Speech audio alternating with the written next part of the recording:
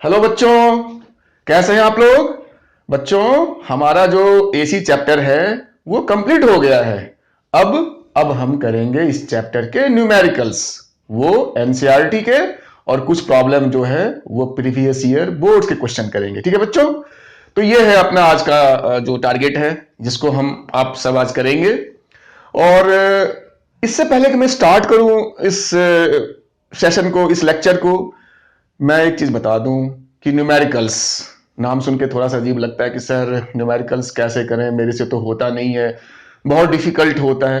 तो आज मैं न्यूमेरिकल्स करूंगा, साथ ही साथ मैं आपको ये भी बताऊंगा कि न्यूमेरिकल्स को हम कैसे करें, उसको कैसे हम अप्रोच करें, कैसे हम अटेम्प्ट लें, मतलब न्यूमेरिकल्स को सॉल्व करने का क्या तरीका होना चाहिए, हम साथ साथ वो भी सीखेंगे। ठीक है बच्चों, तो ठीक है स्टार्ट करते हैं बेटे। तो ये रहा अपना आज का जो है क्लास। तो स्टार्ट बच्चे हम करते हैं एनसीईआरटी एक्सरसाइज जो चैप्टर के पीछे दिया रहता है 7.1 से स्टार्ट करते हैं, सबसे आसान से स्टार्ट करते हैं बच्चों। साथ साथ देखना कि मैं उसको कैसे सॉल्व करता हूं, न्यूमेरिकल्स कैसे सॉल्व करेंगे, इस चीज का आपको एक अच्छा आइडिया आएगा साथ ही साथ। ठीक है, चलिए लेट्स स्टार्ट। तो पहला जो है अपना चैप्टर 7 एग्जाम्पल नहीं, एक्सरसाइज 7.1 एनसीईआरटी। बच्चों ये क्वेश्चन क्या है, ये क्वेश्चन जो है आपका, हाँ, 100 ohm resistor is connected to इतना वोल्ट। तो देखो न्यूमेरिकल्स करने में क्या होता है कि सबसे पहला काम, कि ऐसा नहीं कि क्वेश्चन को देखा और भिड़ गए उसको करने के लिए बिल्कुल एकदम बिना सोचे समझे, ऐसा नहीं करना है। पहले उस क्वेश्चन को प्रॉपर पढ़ना है, समझ के पढ़ना है कि क्या दिया है, कौन सा टॉपिक है, टॉपिक पता करना है, क्या उसमें चाहिए कंसेप्ट वो देखना है, और सबसे बड़ी बात कि कौन सा फॉर्मूला हमें उसमें लगाना है। ठीक है बच्चों, एक बात और, जो न्यूमेरिकल्स होते हैं वो दो टाइप्स के बेसिकली होते हैं हमारे बोर्ड्स में या हमारे एनसीईआरटी में, इवन कि हमारे कंपटीशन में भी मैं कह सकता हूं कि चीज वही होती है। क्या होता है टाइप उसका, या तो वो सिंगल फार्मूला बेस्ड होंगे, मतलब डेटा दे रखा है, आपको एक फार्मूला प्रॉपर ढूंढो, उसमें वैल्यूज को डालो, आपका आंसर आ जाएगा। या कभी कभी क्या होता है, या मोस्ट ऑफ केसेस में मोर देन एक फार्मूला, मतलब मल्टीपल फार्मूलाज लगाना होता है, कि एक फार्मूला लगा करके कुछ निकाला, फिर बाकी लगा करके बाकी का निकाला, तो 2 3 4 मतलब हो सकते हैं ऐसे कई सारे फार्मूला, डिपेंड करता है क्वेश्चन किस लेवल का है। मतलब सबसे पहले आपको उस कंटेंट को पढ़ना है कि क्वेश्चन क्या पूछा है। ठीक है, फिर उसमें जितने भी आपको वेरिएबल्स दे रखे हैं, जो वैल्यूज दे रखी है, उसको राइट डाउन करना है। जो चीज पूछा जा रहा है उसको फिर लिखना है, सामने में आप एरो आप क्वेश्चन मार्क लगा देंगे, और फिर प्रॉपर फॉर्मूला डिसाइड करना है कि कौन सा फॉर्मूला इसमें लगेगा। और यही प्रोसेस होता है न्यूमेरिकल्स करने का। ठीक है, तो हम आज जितने भी एग्जांपल्स करेंगे, एक्सरसाइज करेंगे, हम सीखेंगे न्यूमेरिकल्स कैसे करते हैं साथ ही साथ। ठीक है बच्चों, तो पहला 7.1 एनसीईआरटी का है, अपनी बुक खोलो, ये पेज नंबर आपका है 266, है ना, 266। क्वेश्चन कहता है कि आपके पास एक सर्किट है जिसमें रेजिस्टेंस जो दे रखा है वो 100 ओम का दे रखा है, ठीक, और जो वोल्टेज अप्लाई किया है V, वो 220 वोल्ट है अपना।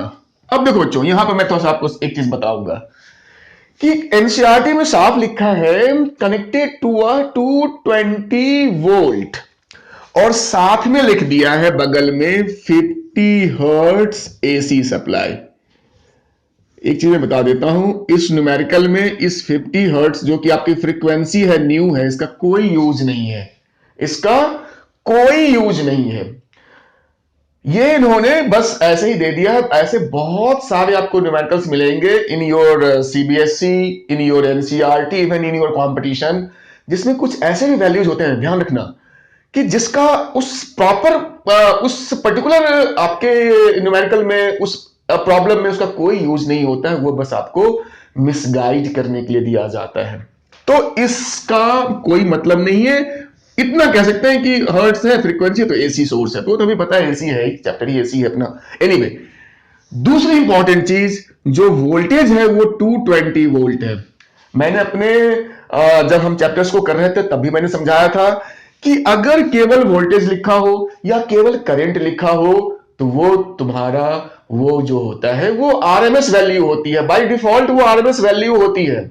अगर इसके अलावा अगर वो पीक वोल्टेज या पीक करंट या मैक्सिमम वोल्टेज या मैक्सिमम करंट कुछ अगर ऐसा होगा तो वो उस चीज को वहां पे मेंशन करेंगे अपने उस क्वेश्चन में। अगर नहीं मेंशन कर रखा है, केवल वोल्टेज लिखा है या केवल करंट लिखा है, तो वो आपका आरएमएस वैल्यू बाय डिफॉल्ट होता है, इतना ध्यान रखना।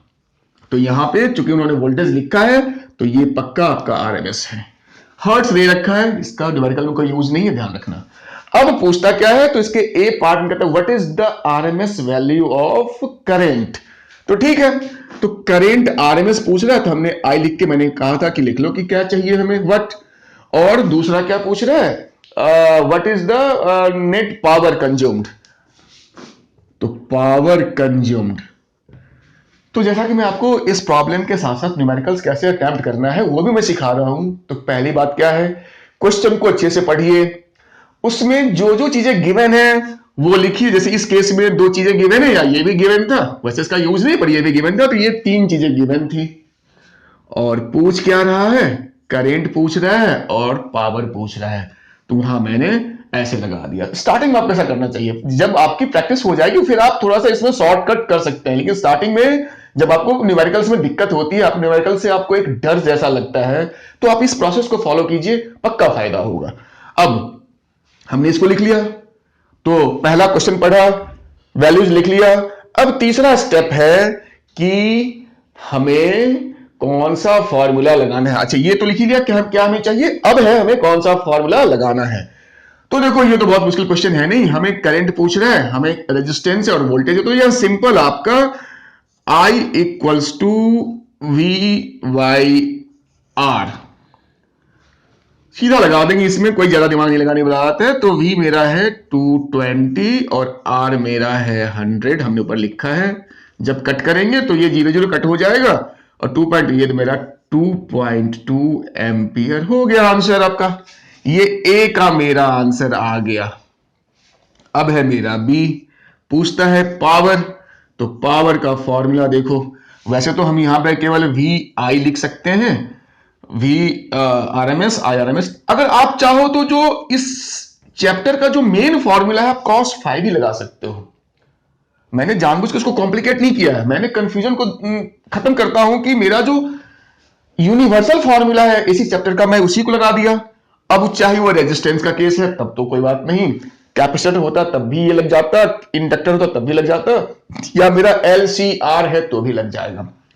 तो मैंने यह लिखा। अब देखो बच्चों, हमें पता है जो फाई होता है प्योर रेजिस्टर्स में वो मेरा जो है वो 0 होता है, तो बात तो वही हो गई, cos 0 1 होता है, तो बचा मेरा VI। तो मैं पहले भी VI लिख सकता था पर थोड़ा सा एक्सप्लेन करना इसको जरूरी था। तो अब वोल्टेज मेरा 220 वोल्ट, करंट मेरा 2.2 एम्पियर। तो देखो ये पॉइंट हटाएंगे तो 0 कट जाएगा, तो ये बचेगा मेरा 22 इंटू 22 यानी 22 गुने 22, तो ये 484 484 पावर है, तो इसका यूनिट होता है वॉट। ये आपका क्वेश्चन नंबर 1 हो गया। बात समझ में आई? पहले क्वेश्चन को पढ़िए अच्छे से, समझिए क्या है, फिर गिवन डेटा जो है उसको लिखिए कि क्या क्या गिवन है, फिर लिखिए कि ये क्या मांग रहा है, जैसे इस केस में करंट और पावर पूछ रहा था। और फिर अब दिमाग लगाइए कि ये जिस टॉपिक का है उस टॉपिक में क्या अप्रोप्रिएट फॉर्मूला होगा जिसको कि हम यूज करके हम इस चीज को सॉल्व कर सकते हैं। यही तरीका होता है। न्यूमेरिकल्स जो है वो हम जो घबराते हैं, रीजन क्या होता है कि हम उस प्रोसेस को फॉलो नहीं करते हैं। प्रोसेस को फॉलो नहीं करेंगे तो न्यूमेरिकल्स नहीं बनेंगे, है ना। हाँ, और वो जो टॉपिक है कंसेप्ट, जैसे इसकी बात करूं तो हमें ये चैप्टर जो 7 है ये हमारा पढ़ा होना चाहिए, मतलब हमारा कंसेप्ट जो है वो बेसिक क्लियर होना चाहिए, वो तो इंपॉर्टेंट है ही। ठीक है, ऐसे आप करेंगे आपके सारे न्यूमेरिकल्स बनेंगे। बोर्ड और एनसीईआरटी तो छोड़िए, आपके कंपटीशन के मतलब मेडिकल्स, नीट के, IIT JEE एडवांस तक के प्रॉब्लम आप बड़ी आसानी से बना सकते हैं। प्रोसेस को फॉलो कीजिए, ठीक है बच्चों। अब मैं जितना भी प्रॉब्लम्स करूंगा उसमें देखना मैं प्रोसेस को फॉलो करूंगा, मैं बार बार इस चीज को दोहराऊंगा नहीं, टाइम वेस्ट होता है, लेकिन मैं प्रोसेस वही रहेगा, या आप जरूर इस चीज को फॉलो कीजिएगा। अब मैं आता हूं दूसरे प्रॉब्लम पे, इसको मैं मिटा देता हूं, ये आपको समझ में आ गया होगा। अब जो दूसरा प्रॉब्लम है वो 7.2, इसके लगे हाथ कर लेते हैं। मैंने अपने वीडियो लेक्चर में शायद वो पहले भी करवा रखा है, पर कोई नहीं, छोटा सा प्रॉब्लम है, दोबारा कर देता हूं, इंपॉर्टेंट है। ये क्या है, the peak voltage of N AC supply is 300। अब देखो ये 7.2 हो गया एक्सरसाइज का 7.2। इसमें इसने लिखा है, साफ साफ लिखा है पीक वोल्टेज, इसलिए मैं प्रॉब्लम करवा रहा हूं, इसी वजह से इसमें पीक वोल्टेज वाली बात आ रही थी। तो पीक वोल्टेज इन्होंने दे रखा है साफ साफ कि मेरा 300 वोल्ट है, ठीक है। तो पूछ क्या रहा है, और क्या पूछ रहा है इसमें, what is the RMS voltage. तो देखो ये वोल्टेज आरएमएस पूछ रहा है, लिख के यहां पे एरो लगाइए। और सेकंड पार्ट में पूछ रहा है the RMS value of current, what is the peak current. ये दो चीज, तो करंट भी आरएमएस पूछ रहा है और करंट मेरा नॉट यानी पीक करंट ही पूछ रहा है। तो ठीक है, हमें ये दे रखा है, ये तीन चीज पूछ रहा है। तो अब हम देखेंगे कि हमारा फॉर्मूला, तो कहा कि जो आरएमएस कोई भी वैल्यू होती है, अगर मैं वोल्टेज की बात करूं तो पीक वैल्यू यानी वी नॉट अपॉन √2, है ना, यही होता है। तो देखो, तो 300 और मैंने बताया था बच्चों कि 1/√2 का वैल्यू आप चाहो तो बिल्कुल रेडीमेड लिख सकते हो 0.7, इतना सा। तो ये मेरा हो जाएगा 300 इंटू 0.7, एक पॉइंट जीरो कट जाएगा, ये 210 वोल्ट अप्रॉक्स आपका आरएमएस आ गया। This is your answer. मेरा ए पार्ट बन गया इतनी आसानी से। अब बी पार्ट है मेरा आरएमएस करंट। तो कहा करंट क्या हो जाएगा, आरएमएस है तो वोल्टेज आरएमएस V/R होता है, तो R, तो इसमें R दिया हुआ है कि नहीं, what is the current is 10 ampere, इसमें ये आरएमएस दे रखा है, ओके, इसमें ये 10 एम्पियर दे रखा है, वेरी गुड, ये गिवन है आपका, ये पूछ रहा है। तो कोई नहीं, इसको फिर हम मिटाएंगे, फिर इसको क्यों लिखेंगे, ये तो और आसान हो गया। तो यहां पे मेरा जो I0 होगा वो क्या हो जाएगा, वो IRMS इंटू √2 हो जाएगा। तो ये मेरा आरएमएस है 10 इंटू √2 1.414, तो ये मेरा हो गया, ये एक पॉइंट बढ़ा दो उधर, 14.14 एम्पियर, आपका आंसर आ गया। तो बिल्कुल प्रोसेस को फॉलो कीजिए, आसान होता है, क्वेश्चन को ढंग से पढ़ना होगा। जैसे अभी फॉर एग्जांपल मैंने क्या किया कि मैंने थोड़ी सी गलती की, मैंने क्वेश्चन को जल्दबाजी में क्या किया कि मैंने सोचा कि आरएमएस करंट वो मांग रहा है, तो ठीक है, पहली गलती यहां पे हो गई। अब जब गलती हो गई तो गलतियां तो बढ़ती जाएंगी। अब जब मैं इसको निकालने के लिए यहां पे आया तो देखा यार इसके लिए तो हमें आर चाहिए, आर तो है गिवन ही नहीं है, मतलब सिली मिस्टेक्स नहीं करने हमें। इससे हमें यह सबक मिलती है कि हमें सिली मिस्टेक्स नहीं करनी है, क्वेश्चन को बहुत ही ध्यान से पढ़ना है, जो चीज गिवन है उसको लिखना है, और जो चीज मांग रहा है ये आपका गिवन था, ये गिवन था और ये गिवन था, और क्या ये V पूछ रहा था और I0 पूछ रहा था। तो फॉलो कीजिए, आपके प्रॉब्लम्स बनेंगे, प्रॉपर फॉर्मूला लगा लीजिए, ठीक है। और सबसे बड़ी बात, जो छोटी छोटी गलतियां होती हैं कैलकुलेशंस में, सिली मिस्टेक्स, प्लस में, माइनस में, मल्टीप्लिकेशन में, डिवीजन में, इन सब चीजों से बचिए। सब कुछ करने के बाद अगर वहां पे अगर कंट्रोल नहीं है, जल्दबाजी में आपने प्लस में कुछ कर दिया या प्लस की जगह माइनस कर दिया, इस टाइप की जो गलतियां होती हैं, आपको पता है इस टाइप की गलतियां सारे बच्चे करते हैं, और डिफरेंट उनका अपना एक होता है लेवल इस तरह की गलतियों का। इनसे बचिए, फिर देखिए क्या मजा आता है। तो अपना ये 2 हो गया, 7.1 7.2। अब मैं आपको ले चलता हूं एनसीईआरटी में ही एग्जाम्पल में चलते हैं, थोड़ा सा सॉल्व एग्जाम्पल, बड़ा इंपॉर्टेंट है वो सॉल्व एग्जाम्पल। एनसीईआरटी के अंदर में आपका गिवन होगा 7.3। ये कंसेप्चुअल है, ये न्यूमेरिकल नहीं है, कंसेप्चुअल है। और साथ ही साथ में बता देता हूं 7.5 एग्जाम्पल ही एनसीईआरटी का। मैं इसलिए इसको यहां पे ले आया हूं कि मेरा अपना ऐसा फीलिंग था कि बच्चों को इस कंसेप्ट को समझने में बहुत दिक्कत होती है। वो इस कंसेप्चुअल क्वेश्चंस को नहीं समझ पाते हैं, नहीं कर पाते हैं, रटवट के लिख तो देते हैं, लेकिन उनको फीलिंग नहीं आती है कि ये चीज क्या हो रही है। तो सोचिए, तो देखिए यहां पे मैं इसको कैसे समझाता हूं। मेन चीज है कि ये है क्या क्वेश्चन। तो क्वेश्चन आप अपने बुक में ये पेज नंबर आप चले जाओ, ये पेज आपका 242 एनसीईआरटी 7.3 और 7.5 जो है वो 244 पे है। ठीक है, दोनों एक जैसे हैं इसलिए मैंने दोनों को यहां पे मेंशन कर लिया है। मेन चीज क्या है, क्वेश्चन जो 7.3 है पहले मैं उसकी बात कर लेता हूं। 7.3 वो कहता है कि आपके पास एक सर्किट में एक कैपेसिटर है, उसमें एक बल्ब लगी हुई है। ठीक है, अच्छी बात है। और उसको आपने एक बार जोड़ दिया है डीसी सोर्स से, बैटरी से जोड़ सकते हैं, मेरी मर्जी। और दूसरे केस में कहता है वही कैपेसिटर है, वही मेरा बल्ब है, और इस बार हमने इसको जोड़ रखा है एसी सोर्स से। ये मेरा स्विच एसी सोर्स से जोड़ रखा है यहां पे। ये कह सकते हैं डीसी सोर्स है और ये मेरा एसी सोर्स है।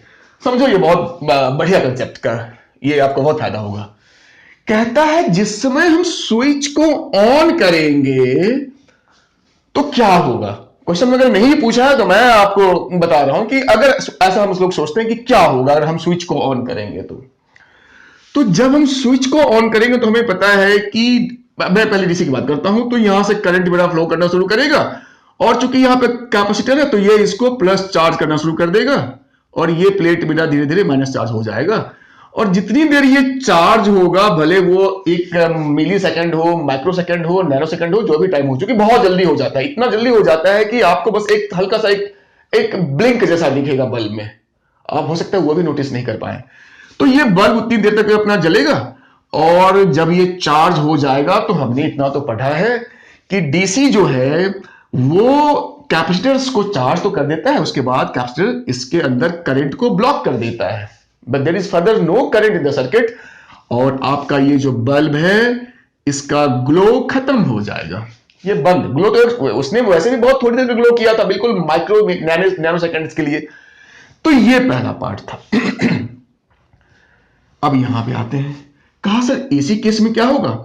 कहा जैसे स्विच ऑन करेंगे तो बात तो यहां भी वही होगी कि ये पहले चार्ज होना शुरू होगा, लेकिन चूंकि एसी बार बार प्लस माइनस अपनी पोलैरिटी को चेंज करता रहता है, तो ये कभी भी मतलब चार्ज, एक तो फुल चार्ज होगा नहीं ऐसा मान लो, या फुल चार्ज हो भी गया तो वो टिकेगा नहीं, फिर वो डिस्चार्ज हो जाएगा, फिर चार्ज होगा। तो इस चक्कर में इस सर्किट में मेरा करंट जो है ऐसे या ऐसे चलता रहेगा। तो करंट चल रहा है ना, तो बल्ब आपका ग्लो करता रहेगा जब तक आपका ये स्विच ऑन है। भले वो ग्लो उसकी कम ज्यादा हो, जिसको हम नोटिस नहीं कर सकते क्योंकि बहुत फास्ट होता है, पर वो ग्लो करता रहेगा एसी वाले केस में। तो ये अपना ये बेसिक क्वेश्चन का उसका मैंने पार्ट बताया। अब इन्होंने यहां पूछा क्या है, इन्होंने ये पूछा है कि अगर इस कैपेसिटर के प्लेट्स के बीच में मैं एक डाइलेक्ट्रिक डाल दूं जिसका कि कांस्टेंट के है या जो भी है, यहां भी डाल दूं डाइलेक्ट्रिक्स, तो दोनों केस में बताइए क्या होगा। तो देखो, इसमें डाइलेक्ट्रिक डालो या कुछ भी डालो, डीसी है तो ये मान के चलना है कि this bulb will not glow, वो थोड़े सेकंड के लिए होगा, माइक्रो मिली, उसकी बात अगर हम नहीं करें तो इसमें तो कोई चांस ही नहीं है कि बल्ब आपका जलेगा। कुछ भी डालो वो फिर से दोबारा चार्ज हो जाएगा और कहानी खत्म हो जाएगी। तो इसकी बात खत्म। अब आ जाते हैं इस पे। ये बड़ा जबरदस्त चीज है कि सर इसमें अगर हमने डाइलेक्ट्रिक डाल दिया तो इसके ग्लो पे क्या फर्क पड़ेगा। फर्क का मतलब ये आपसे ये पूछ रहे हैं कि वो जो ग्लो है वो सेम रहेगा या इंक्रीज हो जाएगा या डिक्रीज हो जाएगा, यानी उसकी रोशनी बढ़ेगी, घटेगी या सेम रहेगी, मतलब ये पूछ रहे हैं। को सर ये तो बड़ी मुश्किल हो गई, इसको अब कैसे करें, ये तो बात समझ में नहीं आ रही है। कह दो बच्चों, इसको अब पहले बाद में समझना, अब आओ मेरे तरीके से बेसिक चीज पे आओ, जो कि आपको खूब अच्छे से आता है। कि मान लो हमारे पास वो बेसिक सर्किट है जिसको कि हम पता नहीं कौन सी क्लास से पढ़ते आ रहे हैं, बैटरी ले लेता हूं, कोई फर्क नहीं पड़ता है। यहां मैंने कुछ बैटरी ले लिया, एसी भी लेते तो बात बराबर ही थी। अब हमें पता है कि यहां मेरा रेजिस्टेंस है, जैसे ही हम स्विच को ऑन करेंगे ये करंट इसमें फ्लो करेगा। रेजिस्टेंस है तो कोई नहीं, रेजिस्टेंस के थ्रू भी करंट फ्लो करता ही करता है, बल्ब मेरा ग्लो करना शुरू कर देगा। ठीक है, अब यहां पे अगर मैं कहूं कि अगर मैंने रेजिस्टेंस की वैल्यू को बढ़ा दी, मतलब अगर मैंने रेजिस्टेंस को सपोज 5 ओम से मैंने 10 ओम कर दिया, तो क्या होगा? आप कहोगे सर रेजिस्टेंस बढ़ाएंगे, तो रेजिस्टेंस बढ़ाएंगे तो मेरा करंट जो आई होता है वो V बाय R होता है, तो इनवर्स है रिलेशन, तो रेजिस्टेंस बढ़ेगा तो करंट कम हो जाएगा। ठीक है, करंट कम होगा तो ग्लो क्या होगा? मेरा ग्लो घटेगा, डिक्रीज कर जाएगा, इतना सिंपल। या अगर मैं रेजिस्टेंस को कम कर दूं, रेजिस्टेंस को अगर मैं कम कर दूं तो रेजिस्टेंस कम होगा तो करंट बढ़ेगा, तो करंट बढ़ेगा तो उसका क्या रिजल्ट होगा? ग्लो बल्ब का बढ़ जाएगा, इंक्रीज कर जाएगा। ये समझ में आपको अच्छे से आ रही होगी। ये चीज भी वही है, थोड़ा सा दिमाग लगाना है। इस कैपेसिटर को आप समझो कि ये भी एक रेजिस्टेंस जैसा ही सर्किट में कुछ है। कैसे है वो मैं बताता हूं। एक्सी आपने ये तो पढ़ा था कि कैपेसिटर्स में भी जो रेजिस्टेंस होता है इसको कैपेसिटिव रिएक्टेंस बोलते हैं, वो मेरा एक्सी होता है। अब ये जो एक्सी है ये एसी पे ही काम करता है और ओमेगा पे डिपेंड करता है, यानी फ्रीक्वेंसी पे डिपेंड करता है। पहली बात तो फ्रीक्वेंसी तो इसकी फिक्स है। खैर, तो कहा कि एक्सी अगर मेरा अगर जैसे इस केस में कम हुआ तो बल्ब का ग्लो बढ़ा, तो भाई ठीक है, यहां भी अगर एक्सी अगर मेरा कम होगा तो ग्लो बढ़ेगा, या एक्सी बढ़ेगा तो ग्लो मेरा कम होगा। वही पता करना है कि मेरा एक्सी जो है इस स्लैब के डालने से बढ़ा कि घटा।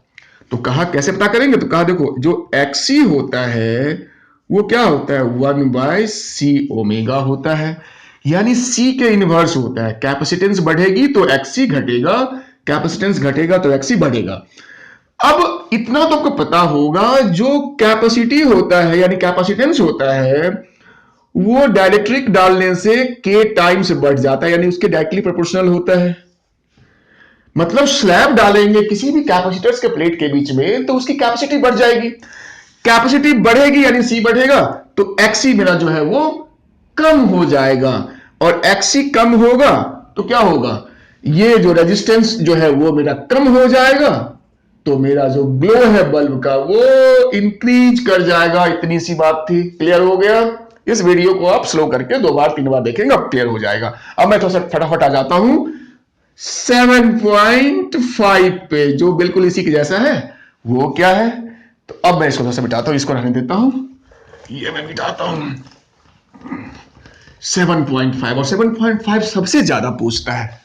7.5 बोर्ड में कई बार आ चुका है, आपके प्री बोर्ड्स में, आपके यूनिट टेस्ट वगैरह में भी ये आता रहता है 7.5। एग्जाम्पल ध्यान रखना, एग्जाम्पल ये क्या है? ये भी कुछ ऐसा ही क्वेश्चन है। कहता है कि आपके पास एक सर्किट है जिसमें आपका इंडक्टर यानी क्वाइल लगा हुआ है और वही इसके साथ सीरीज में एक बल्ब लगा हुआ है। अच्छी बात है।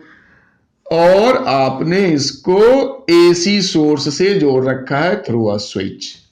बहुत बढ़िया, यही है आपका, ये मेरा एसी सोर्स जोड़ रखा है, ये मेरा इंडक्टर L है। तो देखो जब भी हम इसमें एसी डालेंगे, स्विच को ऑन करेंगे, तो इंडक्टर तो करंट को शुरू में थोड़ा रोकता है, ये सब डिटेल में नहीं जाना है, ये अलग एक टॉपिक है। पर अल्टीमेटली इंडक्टर जो है, ये जो L है, वो सरेंडर कर देता है, मैं अपने हाथ उठा देता है, भैया मेरे से करंट नहीं रुकेगा, और फिर इस सर्किट में करंट पूरे अपने जोश से फ्लो करता है। इंडक्टर कैसे रोकता है, नहीं रोकता है, मेरी पिछली वीडियो को देखिए, आपको बहुत क्लियर हो जाएगा। तो उस चीज को अभी यहां डिस्कस नहीं करेंगे। तो इंडक्टर जो है करंट को शुरू में रोकता है, लेकिन बाद में, या कह सकते हो कि एसी चूंकि एसी है, तो फिर ये जो है वो थोड़ा बहुत रेजिस्टेंस क्रिएट करेगा, वो उसको हम लोग बोलते हैं इंडक्टिव रिएक्टेंस, यानी resistance created by the inductor. तो खैर रेजिस्टेंस है, यानी ये होने के बाद भी क्या है, करंट तो चूंकि फ्लो करेगा ही कम ज्यादा, तो आपका ये ग्लो करता रहेगा, बल्ब ग्लो कर रहा है। तो ये क्वेश्चन का था कि आपका ये सिचुएशन है। अब इन्होंने इसमें ट्विस्ट क्या किया, इन्होंने यहां पे क्या कांड किया है, कहा कि एक सॉफ्ट आयरन कोर, मतलब मैग्नेटिक सब्सटेंस, थर्मोमेटिक सब्सटेंस, उसको ला करके इसके कोर के अंदर में डाल दिया, इसके अंदर में डाल दिया। तो कहता है कि अब बताओ, जैसे कैपेसिटर वाले केस में हमने डायरेक्टली कांस्टेंट प्लेट्स के बीच में डाला था, तो फिर हमने देखा था कि क्या कैसे होगा। यहां पर उन्होंने क्या किया है कि इस सिचुएशन को चेंज किया है कि एक कोर को उसके अंदर डाल दिया।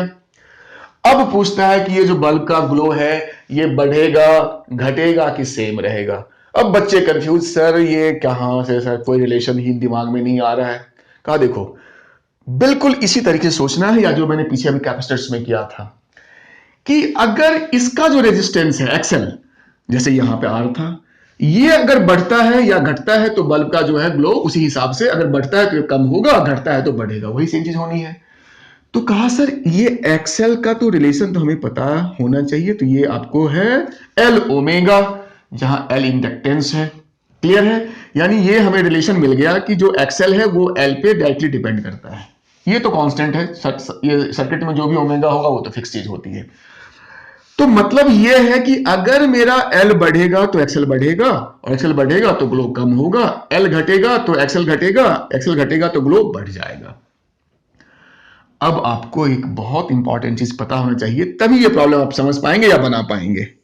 मतलब इसको आप समझ सकते हैं कंसेप्चुअली कि सॉफ्ट आयरन कोर, सारा मामला यहां पे फंसा हुआ है। तो कहा सॉफ्ट आयरन कोर जो है वो एक बेस्ट फेरो मैग्नेटिक सब्सटेंस है। मतलब कि ये एक बहुत अच्छा मैग्नेटिक प्रॉपर्टी वाला सब्सटेंस है। अब क्या होता है कि जो मेरा इंडक्टर होता है, जिसको सोलेनॉइड कहते हैं, इसकी प्रॉपर्टी क्या होती है कि जब भी आप इसके अंदर किसी भी कोर को यूज करेंगे, स्पेशली फेरोमैग्नेटिक सब्सटेंस को, तो ये अपने आप, क्यों नहीं जानना है आपको, हमारे सिलेबस में नहीं है, ये उसके मैग्नेटिक इंडक्ट फील्ड को, या कह सकते हो कि उसके इंडक्टेंस को इंक्रीजेज, बहुत बढ़ा देता है। यानी इसके अंदर जो मैग्नेटिक प्रॉपर्टी है, फील्ड है, उसको बढ़ा देता है। यानी आपका जो एल है, ये एल को ये बहुत ज्यादा बढ़ा देता है। कितना ज्यादा नहीं जानना है, बस बढ़ा देता है। मतलब किसी भी इंडक्टर के अंदर, सोलेनॉइड के अंदर जब हम कोई कोर डाल देते हैं, स्पेशली सॉफ्ट आयरन कोर, तो उसका एल बढ़ जाता है। एल बढ़ेगा तो एक्सएल बढ़ेगा, यानी उसका जो रोकने की कैपेसिटी है, यानी आर जो उसका नेचर इस टाइप का, वो बढ़ जाएगा, तो ये आपका बढ़ जाएगा, तो ये मेरा कम हो जाएगा। बस इतना सा था। इस चीज को 2 बार 3 बार देखिए, आपको पक्का समझ में आएगा।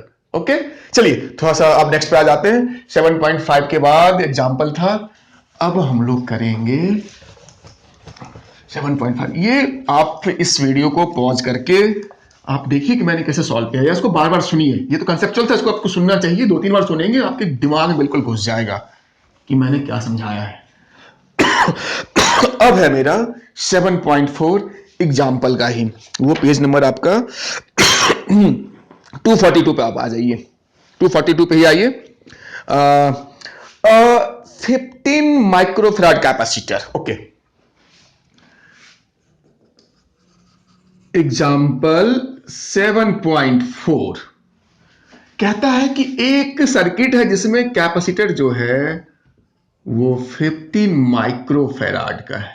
अच्छा, एक चीज बच्चों, आपको ये पता है ना, थोड़ा सा मैं इसको थोड़ा सा यहां पे एक बार डिस्कस कर लेता हूं। माइक्रो मतलब ये क्या है, एक प्रीफिक्स है -6। अगर नैनो लिखा है तो 10 का पावर -9। अगर पी को स्मॉल पी लिखा है तो 10 का पावर -12, और मिली तो आपको पता ही है, एम लिखा है तो 10 का पावर -3। तो ये चीज आप ध्यान रखना कि ये काफी यूज होता है अपने इस 12th वाले फिजिक्स में, स्पेशली माइक्रो, नैनो, पिको, मिली तो सब जगह होता है। तो ये आपका कैपेसिटर जो है वो इतने माइक्रोफैराड का है।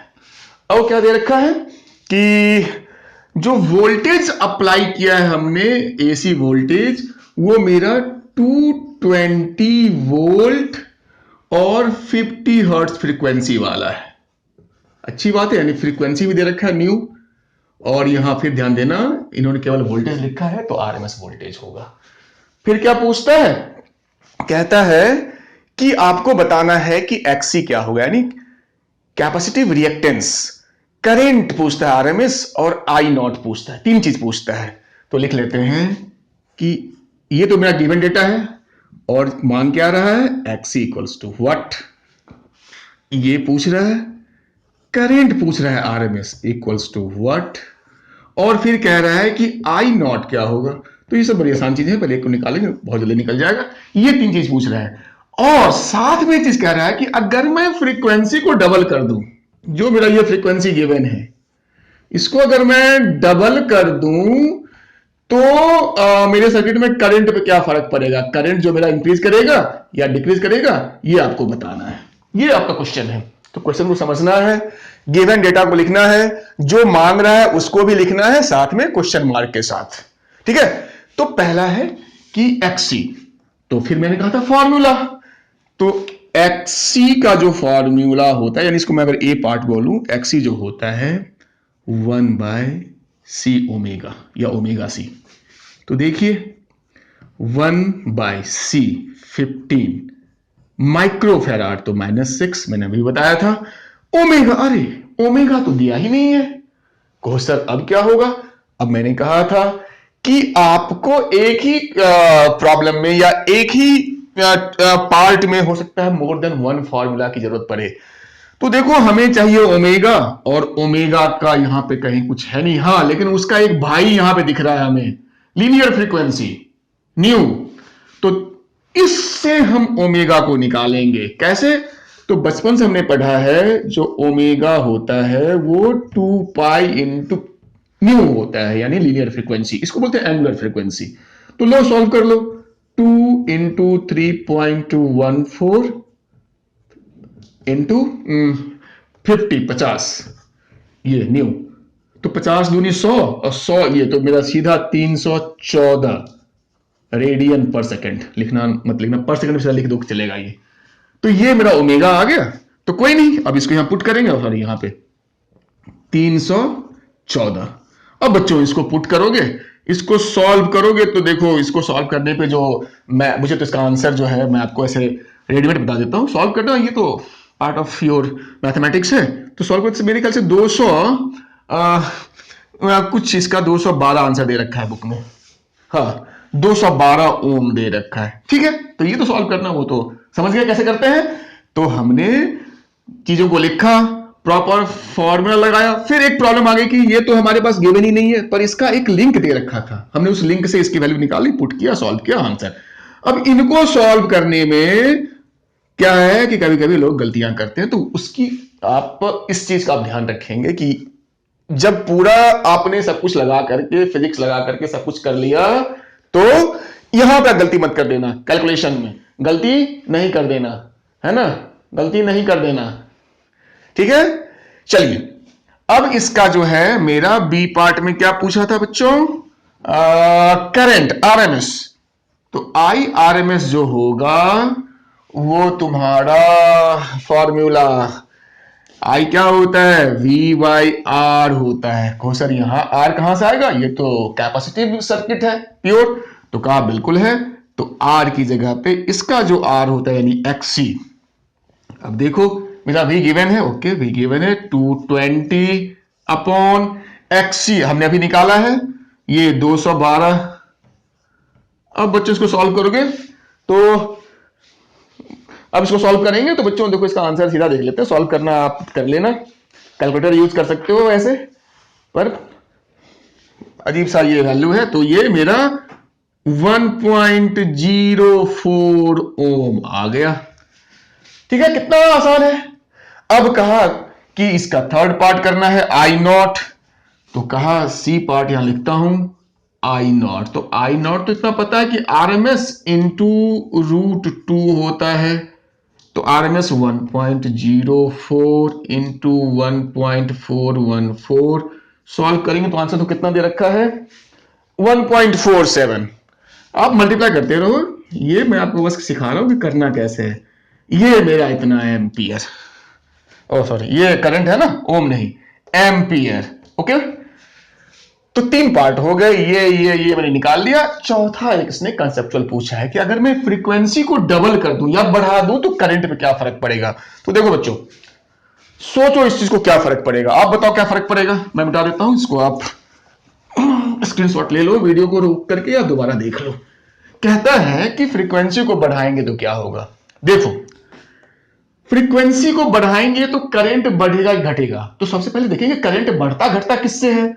तो वो तो रेजिस्टेंस से करंट घटता बढ़ता है। रेजिस्टेंस बढ़ेगा तो करंट घटेगा, रेजिस्टेंस घटेगा तो करंट बढ़ेगा। मतलब हमें एक्सी को फोकस करना है, और एक्सी जो होता है मेरा, वो फिर लिखता हूं 1/c ओमेगा। यानी हम कह सकते हैं कि एक्सी जो है वो इनवर्सली प्रोपोर्शनल टू ओमेगा, या कह सकते हैं XC is inversely proportional to frequency. बात एक ही है। तो अगर फ्रीक्वेंसी बढ़ाएंगे तो एक्सी मेरा कम हो जाएगा। तो हम लिखेंगे फ्रीक्वेंसी बढ़ाने से इंक्रीजिंग फ्रीक्वेंसी रिजल्ट्स इन क्या, डिक्रीज इन क्या, एक्सी। और एक्सी घटेगा तो करंट, करंट तो भाई एक्सी का अपोजिट होता है, करंट विल इंक्रीज। और चूंकि रिलेशन बिल्कुल लीनियर है तो डबल करेंगे अगर फ्रीक्वेंसी को, तो करंट मेरा हाफ हो जाएगा, है ना। तो यही था अपना एग्जांपल 7.4। ठीक है बच्चों। तो अगर एक्सी को हम अगर फ्रीक्वेंसी को हम डबल करेंगे तो मेरा एक्सी जो है मेरा वो हाफ हो जाएगा, और हाफ एक्सी हाफ हो जाएगा तो करंट मेरा डबल हो जाएगा। That's all. इसको आप देखिए, अच्छे समझिए, बहुत ही ज्यादा आसान है, प्रोसेस से कर रहेंगे आप तो चीजों को समझ करके।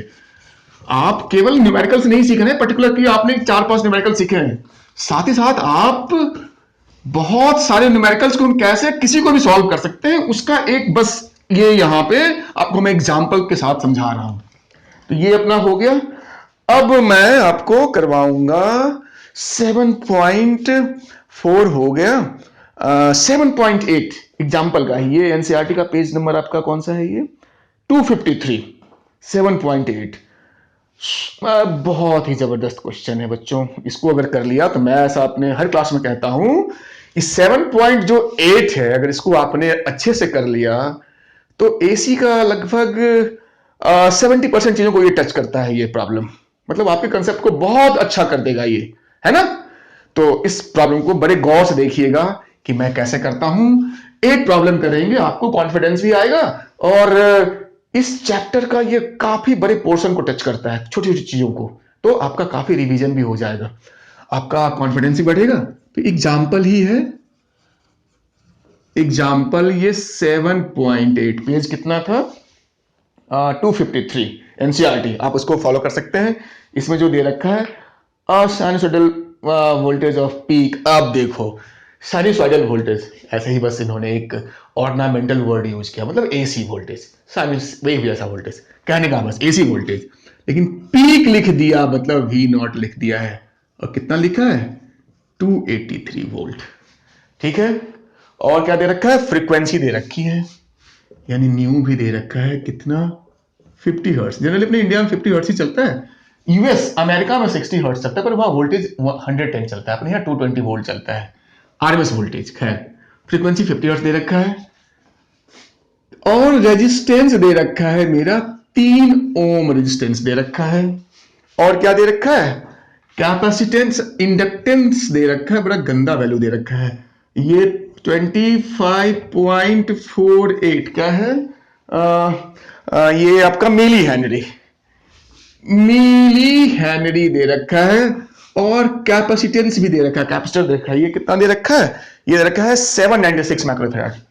अब ये कैलकुलेशन आपको बहुत दिक्कत होने वाली है, ये ध्यान रखना, बहुत इसमें आपका पेशेंस है कैलकुलेट करने में। ठीक है। बाकी ये क्वेश्चन मुश्किल नहीं है। अगर सपोज ये 300 होता, ये आपका 800 होता, ये आपका 25 ही होता, अगर राउंड ऑफ फिगर होते तो थोड़ा सॉल्व करना आसान होता। बाकी फिजिक्स तो जो लगाना है वो सब जगह वही लगता है। ये हो गया। और क्या दे रखा है, अच्छा इतना ही वैल्यू दे रखा है। अब आपसे 4 चीजें पूछ रहा है। जो ए में पूछ रहा है, सबसे पहले जो पूछ रहा है वो पूछ रहा है कि जेड क्या होगा, Z equals to what. B में पूछ रहा है कि आपका फेज डिफरेंस क्या होगा बिटवीन वोल्टेज एंड करंट। सी में पूछ रहा है कि इसका पावर डिसिपेटेड क्या होगा, पावर पूछ रहा है। और डी में पूछ रहा है कि पावर फैक्टर क्या है।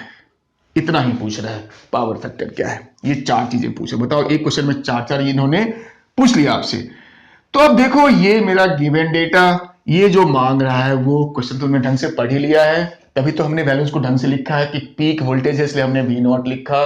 साइनसॉइडल वोल्टेज उन्होंने ऐसे ही एसी को थोड़ा सा अच्छे वर्ड्स में कहते हैं ना, क्लासिकल वर्ड्स यूज किया उसके लिए, तो वो कोई इशू नहीं है। चाहिए हमें ये चार चीज, इंपीडेंस चाहिए Z, phi phase difference, power, और ये मेरा पावर फैक्टर। तो सबसे पहले हम आते हैं जेड निकालेंगे। तो देखो जेड जैसे ही दिमाग में आता है तो जेड के साथ दिमाग में एक चीज आ जाती है कि जेड जो होता है वो under root R square plus XC minus XL का होल स्क्वायर। ध्यान रखना ये एक्सएल माइनस एक्सी भी होगा तब भी बात बराबर है, चूंकि इसका होल स्क्वायर है तो कोई फर्क नहीं पड़ेगा। मैंने यहां पे एक्सी माइनस एक्सएल का होल स्क्वायर लिखा।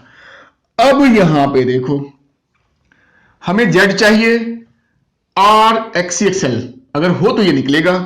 अब चक्कर क्या है कि आर तो गिवन है, रेडीमेड गिवन है, लेकिन एक्सी और एक्सएल हमें निकालना पड़ेगा, है ना, वो तो है नहीं। तो इसके लिए फिर हमें क्या करना पड़ेगा कि एक्सी 1/c ओमेगा, फिर वही प्रॉब्लम, एल सी तो है पर ओमेगा नहीं है, तो ओमेगा मुझे फिर यहां से मिलेगा कैसे, अभी मैंने सॉल्व किया था, ओमेगा मैंने किया था 2 न्यू, तो सॉल्व किया था मुझे याद है, अभी हमने जस्ट किया था 314।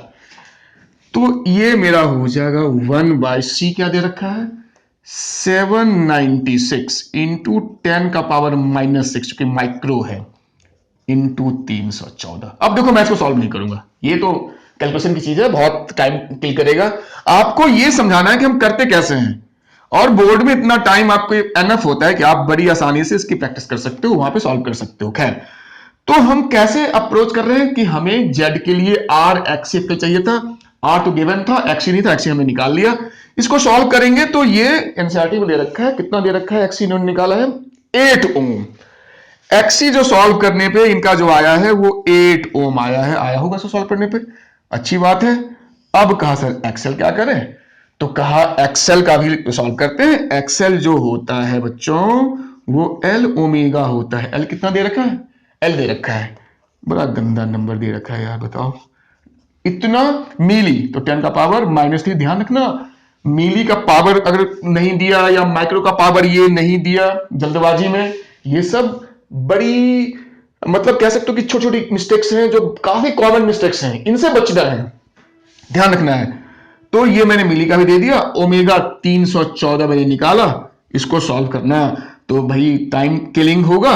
इसका वैल्यू दे रखा है कितना इसका वैल्यू दे रखा है, जो एक्सी है, ये एक्सी जो सॉल्व किया इन्होंने एनसीईआरटी में वो उन्होंने 4 ओम सॉल्व किया है, और एक्सेल कितना सॉल्व किया है, एक्सेल जो है वो 8 ओम है। ओके ओके 8 ओम है, कोई भी आप सॉल्व करके देख लेना जितना भी हो। तो एक्सेल मेरा आ गया।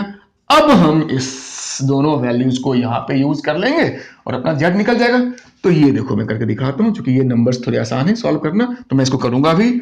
आर तो 3 का स्क्वायर तो 9 प्लस एक्सी माइनस एक्सएल तो 4 - 8, तो मैं लिखता हूं 4 - 8 का स्क्वायर, तो देख लो अंडर रूट 9 प्लस 4 - 8 तो 4 ही हुआ, -4 का स्क्वायर तो ये हो गया 16, तो ये हो गया अंडर रूट 25 25 तो 5 ओम। ये क्या निकल गया अपना, ये अपना ए पार्ट जेड निकल गया 5 ओम। केवल मैं एक प्रॉब्लम नहीं बना रहा हूं आपके लिए, एक पर्टिकुलर न्यूमेरिकल्स नहीं बना रहा हूं, मैं साथ साथ आपको यह समझा रहा हूं कि न्यूमेरिकल्स को कैसे अप्रोच करते हैं, कैसे चीजों को पढ़ते हैं, समझते हैं, लिखते हैं, कहां से लिंक निकालते हैं। साथ ही साथ be careful in putting the value and of course solving the sum जो भी है उसको सॉल्व करने में बहुत केयरफुल रहना है। मैंने तो यहाँ पे रेडीमेड यूज कर लिया है क्योंकि आपका टाइम भी देखना है, ठीक है। तो अपना पहला जो है वो अपना जेड निकल गया, इसको मिटा देता हूं बच्चों, इसको आप लिख लेना। अब है दूसरा आपका फेज डिफरेंस। लगाओ दिमाग, फेज डिफरेंस के लिए मैंने कहा था ना कि क्या कौन सा फॉर्मूला, कौन सा कंसेप्ट, तो फेज डिफरेंस। तो देखो बच्चों, जो फेज डिफरेंस होता है, थोड़ा सा मैं एक बार रिकैप भी करवा देता हूं। एलसीआर सर्किट, क्योंकि एलसीआर सर्किट है तो इसमें इसको फेज डिफरेंस कहते हैं। ये मेरा, इसको आर लेते हैं, एक्सी माइनस एक्सएल लेते हैं, इसको हम लोग जेड लेते हैं। इस ट्राइंगल का अगर आपको नाम याद हो तो इसका नाम है इंपीडेंस ट्राइंगल। और इसका सबसे बड़ा जो यूज है, या कह सकते हैं इसका इकलौता यूज है, वो है आपको इसी फेज डिफरेंस को निकालने में इसका मेन यूज होता है। कोई ट्राइंगल है तो रेशियोज, ट्रिग्नोमेट्रिक रेशियोज यूज करते हैं। तो स्पेशली ये फेज डिफरेंस निकालने के लिए आपके लिए अच्छा रहेगा कि ये हाइट और ये बेस का रेशियो यानी 10 फाई हम लेते हैं यहां पे फॉर्मूला। मैंने कहा था ना कि फॉर्मूला हमें कौन सा अप्रोप्रिएट यूज करना है उस पर ध्यान रखना है। क्यों कि कुछ बच्चे कहेंगे सर कॉस फाई ले लेते हैं, कहा बहुत बढ़िया, ये भी ले सकते हैं। आर बाई जेड ये भी ले सकते हैं। तो cos phi R by Z से भी निकल जाएगा, और 10 फाई जो होगा this by this, XC minus XL by R. Cos में हो जाता है बेस बाय हाइपोटेन्यूज, तो बेस बाय हाइपोटेन्यूज या 10 लगा तो देखो ये दोनों से निकलेगा। मैं इससे पहले करके देखता हूं। तो ये 10 phi XC minus XL, XC पे कितना आया था, एक्सी आया था मेरा 4 आया था, और एक्सएल मेरा शायद 8 आया था, अपॉन आर मेरा कितना है 3। तो ये हो गया -4/3, ठीक है। तो ये मेरा 10 फाई आ गया, तो इससे अपना फाई निकल जाएगा 10 इनवर्स -4/3, यानी ये नेगेटिव में आपका ये जो है फाई आ रहा है यहां पे, है ना। नेगेटिव में फाई आ रहा है, मतलब आपका फाई जो नेगेटिव है, इसका मतलब क्या हो गया कि करंट जो है मेरा वो लैग कर रहा है वोल्टेज से। तो यानी ये इंडक्टिव सर्किट की तरह बिहेव करेगा। ये भी आप एक्स्ट्रा जान लो कि ये चूंकि करंट नेगेटिव में इसका फेज डिफरेंस है, मतलब लैग कर रहा है करंट, तो this circuit will behave like a inductive circuit है। तो एलसीआर पर इसमें डोमिनेट जो इंडक्टर करेगा, इसलिए इंडक्टिव सर्किट कहेंगे। तो 10 से निकालो, मैं तो उसे कॉस फाई से निकाल देखता हूं, निकलना तो चाहिए इससे भी। तो ये आर मेरा कितना भैया 3 है, और जेड मेरा 5 है।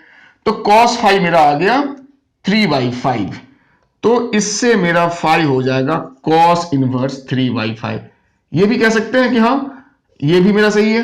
सॉल्व करेंगे तो जहां तक मुझे पता है ये आपका 53 डिग्री के आसपास आपका ये आंसर आ जाएगा, है ना। तो यही था मेरा 7.8। इसमें हमने क्या क्या किया, हमने जेड निकाला, फिर हमने फाई निकाला। फाई के लिए हमने 2 फॉर्मूला लगाए, tan फाई भी लगा सकते हैं इस ट्राइंगल से, और cos फाई भी लगा सकते हैं, जो कि आपका दोनों में सेम आंसर आएगा। इसमें भी आपका 53 डिग्री ही आएगा, है ना। यहाँ पे माइनस, चूंकि यहाँ पे डायरेक्शन भी आपको, चूंकि यहाँ पे मैंने माइनस किया है ना, जिससे कि हमें ये ज्यादा थोड़ा सुटेबल होता है। इससे हमें लैग और लीड कौन कर रहा है वो पता चलता है।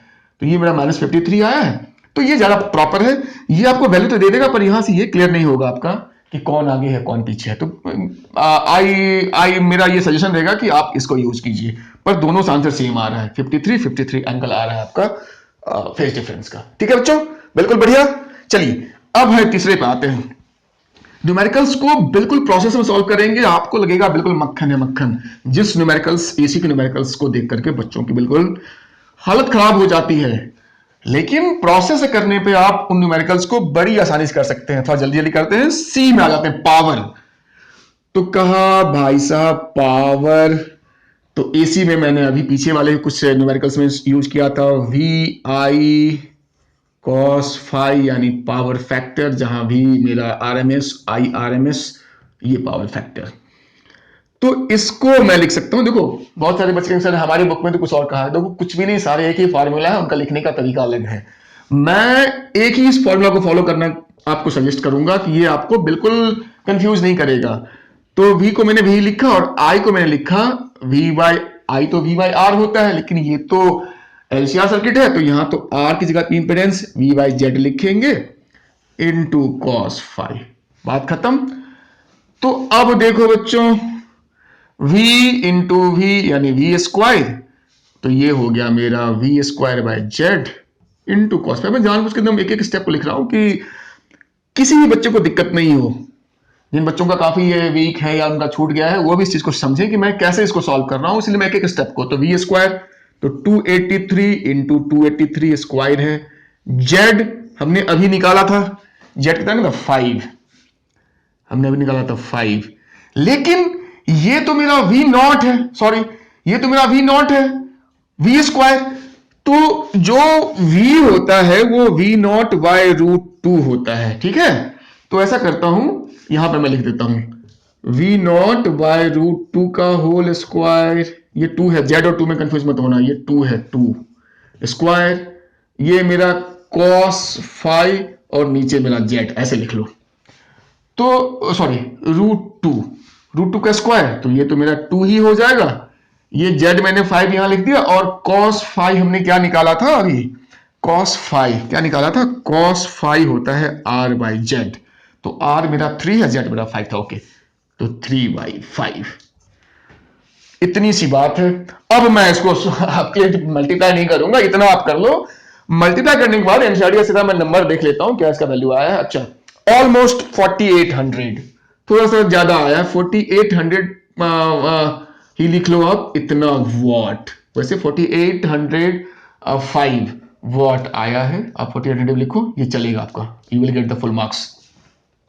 4800 वॉट, थोड़ा सा अच्छे से लिख देता हूं, 4800 वॉट आपका आंसर, दैट्स ऑल।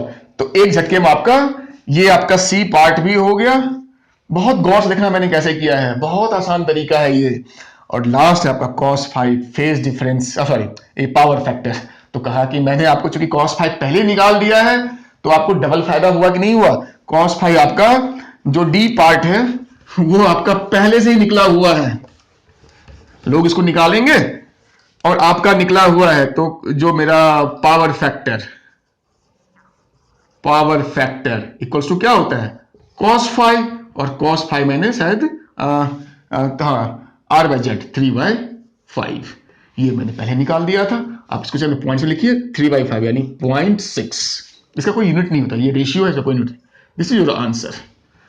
तो बच्चों आपने देखा कि इतना इंपॉर्टेंट न्यूमेरिकल, जिसमें आपको कई बार दिक्कत हुई होगी कि कैसे करें नहीं करें सर, ये तो समझ में नहीं आता है। अब बताइए, इस न्यूमेरिकल को आपने समझा भी, इंजॉय किया होगा। सबसे बड़ी बात आपने ये सीख रहे हैं आप कि किसी भी न्यूमेरिकल को फिजिक्स में कैसे अप्रोच किया जाता है, इसको कैसे सॉल्व किया जाता है। तो आपको केवल यहां नहीं, हर चैप्टर में आपको इससे फायदा होगा, ना केवल बोर्ड के लिए, आपको कॉम्पिटिशन में भी यही अप्रोच लगाना है। आपका बिल्कुल न्यूमेरिकल्स बनना शुरू हो जाएगा। आपका वो जो डर है, और बिना न्यूमेरिकल्स किए, एक बात और समझो, बिना न्यूमेरिकल्स किए आपको फिजिक्स जो है कभी आपको क्लियर नहीं होगा, कभी फिजिक्स पर आपका कंट्रोल ही नहीं होगा। तो न्यूमेरिकल से आप भाग नहीं सकते हो अगर आपको फिजिक्स पढ़ना है तो। और न्यूमेरिकल से भागना है भी नहीं, मैंने आपको बताया है क्या तरीका है न्यूमेरिकल्स को करने का, वो तरीका आप बार बार कीजिए, न्यूमेरिकल्स आपके बनेंगे, पक्का बनेंगे। तो नेक्स्ट पे आ जाते हैं, ये 7.8 हो गया। इसके बाद कौन सा मैं करूं, 7.8 ये एनसीईआरटी का था। अब है एनसीईआरटी का ही करेंगे, एक्सरसाइज पे आ जाता है। अब एग्जांपल्स के सारी खत्म, अब आ जाते हैं फिर एनसीईआरटी एग्जांपल खत्म हो गए, एक्सरसाइज पे। ये है मेरा 7.10 एक्सरसाइज 7.10। ये थोड़ा सा कंफ्यूजिंग है तो बहुत आसान, पर बच्चे से बड़ा कंफ्यूज होते हैं। इसका लैंग्वेज थोड़ा सा बच्चों को परेशान करता है कि a radio can tune over the frequency range of from this to this at 800 kilohertz से 1200 किलोहर्ट्ज तक if LC circuit has a. अच्छा देखो, रेडियो ट्यूनिंग क्या है, मेरी पिछली वीडियो को देखिए जहां मैंने आपको रेजोनेंस समझाया, आपको बहुत क्लियर होगा। मैंने रेजोनेंस को अलग से एक उसकी वीडियो भी डाली है, अब उसको देखिए। बाकी इस क्वेश्चन की जहां तक बात है, इन्होंने रेडियो ट्यूनिंग पे ही किया है। क्या कहता है कि एक रेडियो स्टेशन है जिसकी फ्रीक्वेंसी का जो रेंज है, अगर मैं इसको वी कहूं तो वो कितना दे रखा है, ये 800 किलोहर्ट्ज से 1200 किलोहर्ट्ज तक। तो 800 किलोहर्ट्ज, ध्यान रखना किलो मतलब 10 का पावर 3 होता है, 1000। और कहां से कहां तक वी डैश ले लेता हूं, न्यू डैश ले लेता हूं 1200 यानी 1200 किलो हर्ट्ज तक। मींस ये जो रेडियो स्टेशंस हैं, ये बैंडविड्थ क्या होता है, ये सब वीडियो अवेलेबल है, पीछे आप देखिए। अभी इसको डिस्कस नहीं करेंगे उन चीजों को। मतलब वो 800 किलो से लेकर के 1200 किलो हर्ट्ज तक वो रेडियो स्टेशन ऑपरेट करता है बस। अब कहता है कि आपके पास जो ट्यूनर सर्किट है, यानी जो आपका एलसी सर्किट है, एलसी सर्किट होता है ट्यूनर सर्किट, इसका वीडियो देखिए, वो उसमें एल दे रखा है। कितना एल दे रखा है? 200 पिकोफेराड, यही सब दे रखा है ना, 200 पिकोफेराड दे रखा है, माइक्रोफेराड, सॉरी 200 माइक्रोफेराड, माइक्रोफेराड, कोई बात नहीं, हो सकता है, सॉरी ये एच है ना, एल है ना, माइक्रो हेनरी होगा, माइक्रोफेराड लिखने की आदत हो गई ना, माइक्रो हेनरी है। अब कहता है कि ट्यूनिंग आपको पता है कैसे करते हैं, सी को चेंज कर करके करते हैं। तो कहा कि सी की जो वैल्यू है वो इसके लिए क्या होगा, ये आपसे पूछ रहा है कि the value of capacitance for this frequency, मतलब इसको ट्यून करने के लिए हमें सी कितना चाहिए, और अगर हमें इसके लिए ट्यून करना है तो उसके लिए भी हमें सी, यानी हमको 2 सी निकालने हैं इसके, या इसको सी डैश कह लो। इतना सा क्वेश्चन है। लोग इस क्वेश्चन को समझते नहीं कि इसमें आखिर पूछता क्या है, ये बड़ा कंफ्यूजन है इस क्वेश्चन का, ठीक है बच्चों। तो एक बार हमें इसके लिए सी निकालना है, एक बार हमें, तो कहो सर क्या करें। अब दिमाग में ये बातें कि सर ठीक है, जो गिवन है हमने लिख लिया, तो कंसेप्ट भी आगे समझ में कि ट्यूनिंग का ये प्रॉब्लम है, यानी रेजोनेंट सर्किट का प्रॉब्लम है, लेकिन सर इसको सॉल्व कैसे करें। फॉर्मूला का देखो, जहां भी रेजोनेंट सर्किट है, फ्रीक्वेंसी है, वहां पे आपके पास एक ही फॉर्मूला है, फ्रीक्वेंसी इक्वल्स टू, जिसको न्यू नोट कहते हैं, 1/√LC। मैं इस प्रॉब्लम को सॉल्व नहीं करूंगा, मैं आपको बता देता हूं, मैं आपको रास्ता बता रहा हूं, क्योंकि मुझे और भी कुछ प्रॉब्लम्स करवाने हैं। √LC क्वेश्चन, ठीक है। तो अगर हम यहां पे देखें कि अब फ्रीक्वेंसी की जगह पे एक बार हम ये वैल्यू डालेंगे, एक बार ये वैल्यू डालेंगे। एल तो हमारा फिक्स है, एल तो यही रहेगा, माइक्रो हेनरी, ध्यान रखना माइक्रो है तो वो 10⁻⁶ माइनस लगा देना। और एक बार जब हम ये डालेंगे वैल्यू 800, तो हमारा सी आ जाएगा। तो मैं खाली यहां वैल्यू लिख देता हूं 800। ओके, ये तो आपका न्यू है, हमें तो यहां ओमेगा चाहिए, तो ओमेगा जो होता है वो 2 पाई न्यू होता है। तो 2 × 3.14 लिखना नहीं भूलना है, इनटू न्यू, वो भी kilo hertz, 10⁻³ equals to 1/√। L की जगह पे 200 10⁻, क्या है, माइक्रो, -6, ये बहुत कम दे रखा है, खैर जो भी हो, इनटू सी। हो गया, तो आपका ये इक्वेशन आ गया। अब आप इसको सॉल्व करेंगे तो you will get the value of C, आपका इससे सी निकल जाएगा। फिर दूसरी बात आप क्या करेंगे कि 800 की जगह पे डालेंगे 1200, बस इतना ही करना है। इस 800 को हटाएंगे दूसरी बार में और यहां पे डालेंगे सीधा 1200। जब ये वैल्यू तो आपका फिक्स ही है, फिर उस केस में आपका यहां से सी डैश निकल जाएगा, सी डैश निकल जाएगा, और यही आपका इस क्वेश्चन का, मैं इसका आंसर देखता हूं। इसका आंसर क्या है? इसका जो आंसर है वो है 197.8, शायद इसको सॉल्व 197.8 माइक्रो या पिकोफेराड दे रखा है, और इसका दे रखा है 87.9 पिकोफेराड, 87.9 पिकोफेराड, जो भी हो।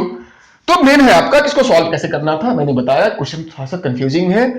क्वेश्चन ये कहता है कि रेडियो स्टेशन की फ्रीक्वेंसी इस रेंज में है, 800 to 1200 किलो हर्ट्ज में, और एल दे रखा है, यानी ये जो मेरा ट्यूनर सर्किट, इसको एलसी ऑसिलेटर सर्किट कहते हैं, ट्यूनर सर्किट कहते हैं, उसमें मेरा एल तो फिक्स होता है, ये दे रखा है। अब सी की वैल्यू क्या क्या होगी, तो हमने बिल्कुल फ्रीक्वेंसी को पहले तो हमने ओमेगा में चेंज किया, और हमने इस सिंगल फॉर्मूला को यूज करके हमने इसको निकाल दिया। ठीक है बच्चों, इसको आप करेंगे, इसको सॉल्व करेंगे, और मुझे आप कमेंट में बताएंगे कि आपका आंसर ये आया कि नहीं आया।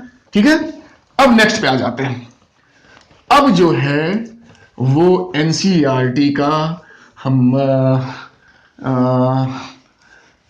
एक बड़ा ही इंपॉर्टेंट जो कहते हैं ना बोर्ड की जान है, पर उससे पहले मैं एक छोटा सा प्रॉब्लम करवा देता हूं। उससे पहले ये है आपका 7.23 एक्सरसाइज का ही है, एक्सरसाइज 7.23। देखो मैंने जितने प्रॉब्लम्स आज आपको करवाए हैं अभी तक और अभी जो बचे हुए हैं, आपका एसी का कंप्लीट आपका सोचो पूरा पैकेज हो जाएगा आपको। इवन कि आपके बोर्ड्स के साथ साथ कंपटीशन वाले भी, नीट वाले बच्चों के लिए तो बहुत ही हेल्पफुल होगा ये, साथ साथ जेई मेंस वालों के लिए भी, ठीक है।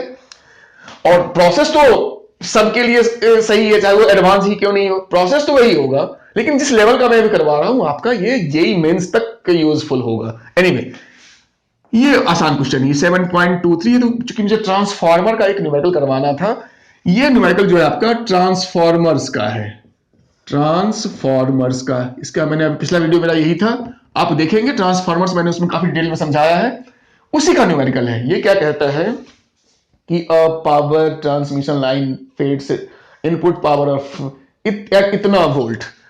तो कुछ भी नहीं कहता, कहता है कि जो इसका प्राइमरी कॉइल है ट्रांसफार्मर का, देखो ट्रांसफार्मर का ये मेरा सिंबल होता है, मैंने पिछली वीडियो में शायद बताना भूल गया था, ये आपका ट्रांसफार्मर का सिंबल होता है, ये आपका इनपुट हो गया, ये इधर आउटपुट हो गया। कहता है 2300 वोल्ट जो है मेरा इनपुट वोल्टेज है, और दे रखा है कि इसका जो टर्न है प्राइमरी टर्न यानी एनपी N1 जो है वो मेरा 4000 टर्न्स है इसमें कॉइल का। आउटपुट जो है वो वोल्टेज दे रखा है, आउटपुट दे रखा है 230 वोल्ट। भाई यही तो आता है हमारे घरों में, शायद इसलिए इन्होंने 230 वोल्ट लिया है। ये नंबर ऑफ सेकेंडरी टर्न्स पूछ रहे हैं क्या होगा। और एक चीज और देखिए, इनपुट मेरा 2300 वोल्ट है और आउटपुट 230 वोल्ट है, तो साथ साथ में इन्होंने पूछा नहीं, पर आप समझ सकते हैं कि ये मेरा स्टेप डाउन ट्रांसफार्मर है। इससे आपको ये भी समझ में आएगा, स्टेप डाउन ट्रांसफार्मर है, यानी हाई वोल्टेज को ये लो वोल्टेज में कर रहा है। और साथ साथ एक चीज और बता देता हूं कि वोल्टेज को लो कर रहा है, लेकिन आउटपुट में करंट बढ़ गया होगा। उन्होंने पूछा नहीं है, पर आप जानिए कि अगर वोल्टेज को कम करेगा तो करंट पक्का बढ़ेगा, या वोल्टेज को बढ़ाएगा तो करंट पक्का घटेगा। एनीवे तो ये मेरा क्वेश्चन, बस यही क्वेश्चन है कि इनपुट ये है, टर्न्स ये है, आउटपुट ये है, और टर्न्स हमें निकालना है। तो गिवन डेटा है और क्या चाहिए हमने देख लिया, और क्वेश्चन को हमने पढ़ा, तभी तो हमने इस चीज को लिखा, यानी वो भी प्रोसेस हमने प्रॉपर लिखा। तो आ गया फोर्थ योर फॉर्मूला। तो इसका फॉर्मूला बहुत आसान, आपको पता है कि VS/VP यानी voltage in secondary upon primary, तो number of turns in secondary number of turns in primary. इतनी सी बात है, ये मेरा फॉर्मूला ट्रांसफार्मर का। साथ साथ मैं आपको एक चीज और याद दिला देता हूं, अगर मैं करंट कर दूं तो IS/IP equals to just opposite हो जाता है NP/NS, है ना। ये यहां पूछा नहीं है, पर मैंने आपको यहां एक तरह से रिकॉल करवा दिया कि आप इसको याद रखना।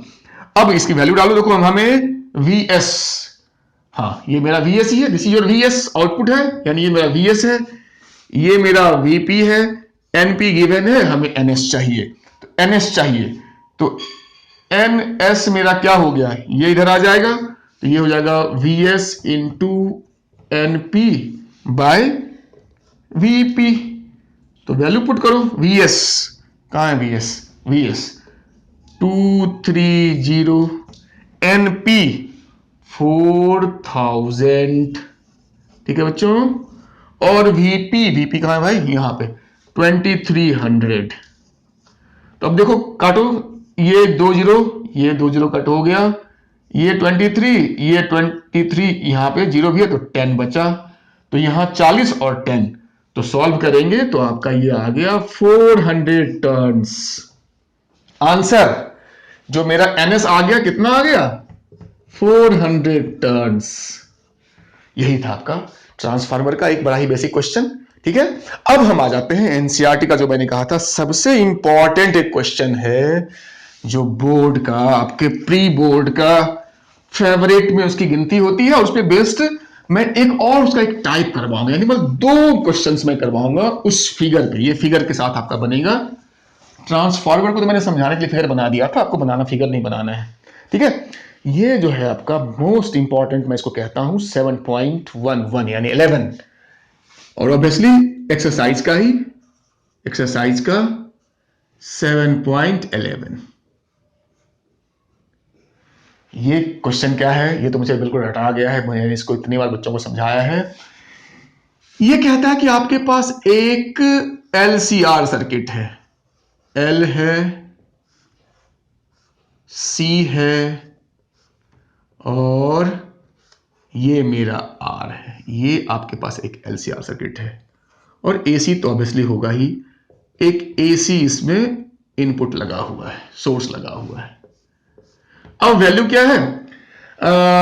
जो मेरा R है वो 40 ओम है, ये लिख लीजिए ठीक से। मैंने पिछली बार एक किया था गलती से कुछ वैल्यू खार कि बहुत केयरफुल रहना है। अगर आपने गलती की मेरे से भी हो जाती है, ऐसा नहीं कि मैं बिल्कुल फुल प्रूफ हूं। और मैंने अभी पिछली क्लास में ही किसी वैल्यू को मैंने गलत लिखा था और पूरा न्यूमेरिकल मेरा खराब हो गया, टाइम भी वेस्ट हुआ। तो इन चीजों को ध्यान रखना है कि जब भी आप न्यूमेरिकल्स करने जाएं तो ध्यान से पढ़िए, सारे वैल्यूज को अच्छे से लिखिए, ये ज्यादा इंपॉर्टेंट है। फिर फॉर्मूला वगैरह लगाना है और लास्ट में कैलकुलेशन में सिली मिस्टेक्स नहीं होनी चाहिए। वहां पे हम बहुत गलतियां करते हैं, प्लस में, माइनस में, अंडर रूट करने में, स्क्वायर करने में, 10 के पावर में स्पेशली, है ना, इनका ध्यान रखिए। ये 40 है, इंडक्टेंस कितना? इंडक्टेंस मेरा 5 हेनरी है। ओके, इंडक्टेंस मेरा 5 हेनरी है और जो कैपेसिटेंस है ये मेरा 80 माइक्रोफेराड है। ठीक है, ये मेरा कितना है? 80 माइक्रोफेराड। तो अब पूछता है कि और देखो इसमें एक बड़ा कंफ्यूजिंग लाइन दिया है, टू वेरिएबल फ्रीक्वेंसी 230 वोल्ट। मतलब इन्होंने वेरिएबल फ्रीक्वेंसी, कुछ बच्चों, देखो ध्यान से सुनना, कुछ बच्चे क्या सोचते हैं फ्रीक्वेंसी दे रखा है 230 वोल्ट। अरे सोचने वाली बात है कि फ्रीक्वेंसी वोल्ट कैसे हो सकता है, वो भी 230। तो वेरिएबल फ्रीक्वेंसी 230 वोल्ट, बहुत ही कंफ्यूजिंग ये पूरा लाइन है। सो बी केयरफुल। आप इसका देखिए 230 वोल्ट तो वोल्टेज हो सकता है ना, फ्रीक्वेंसी क्यों नहीं लिखा? तो मतलब एसी सोर्स है, यानी एसी वोल्टेज है, इनका ये मतलब है। ठीक है, और तो हम प्यार से लिखेंगे जो वोल्टेज दे रखा है वो 230 वोल्ट दे रखा है, ये इसका मतलब है। मैंने बहुत सारे बच्चों को यही नहीं समझ में उनको आता है, देखा है कि सर ये वेरिएबल फ्रीक्वेंसी क्या लिखा है। ठीक है, आपको तो कंफ्यूजन नहीं है, मैंने क्लियर कर दिया। तो अब ये मेरे डेटा हो गया, मैंने क्वेश्चन को अच्छे से पढ़ा, तो गिवन 1 2 3 चार्जेस गिवन है को सर। अब तो स्टेप नंबर 2 कि क्या क्या मांग रहा है। तो ए में पूछ रहा है मेरा कि भैया ये बताओ कि इसकी फ्रीक्वेंसी ओमेगा क्या होगी। बी में पूछ रहा है कि इसका इंपीडेंस जेड क्या होगा। और साथ ही साथ बी में एक चीज और कंफ्यूजिंग है, बच्चों को बहुत परेशानी होती है, वो चीज क्या है? कहता है कि amplitude of current, amplitude of current बताओ। अब देखो, जिन्होंने बहुत डीपली पढ़ा है उनको तो दिक्कत नहीं होती, लेकिन जिन बच्चों ने इसको ध्यान नहीं दिया वो कहते हैं यार एम्पलीट्यूड ऑफ करंट क्या है। मैंने आई आरएमएस पढ़ा, आई पढ़ा नॉर्मल, जिसको आरएमएस ही कहते हैं इस चैप्टर में, आई मैक्स पढ़ा या आई नॉट पढ़ा, ये एम्पलीट्यूड ऑफ करंट क्या है? कहा ये कुछ भी नहीं है, घबराओ नहीं, ये जिसको आप आई नॉट या जिसको आप आई मैक्स कहते हो वही आपका एम्पलीट्यूड है। और क्यों ऐसा नाम दिया है थोड़ा सा ये भी समझ लो कि चूंकि एसी वेव ऐसा होता है करंट या वोल्टेज का, तो एम्पलीट्यूड तो भैया बचपन से पढ़े हैं ना, जो मैक्सिमम डिस्टेंस होता है, जो मैक्सिमम वैल्यू होती है इस पीक की, तो ये इसी को एम्पलीट्यूड कहते हैं। तो यही मेरा आई नॉट भी होता है। तो बात समझ में आ गई, चलिए इसको मिटाते हैं। तो इन्होंने यहां पे बी पार्ट में क्या पूछा है? जेड पूछा है और आई नॉट पूछा है, और सबसे ज्यादा तो परेशान सी पार्ट करता है। ये क्या पूछा है ये तो बिल्कुल नहीं समझ में आता है। 90% बच्चे कहते हैं सर ये क्या पूछ रहा है, वोल्टेज अक्रॉस दिस।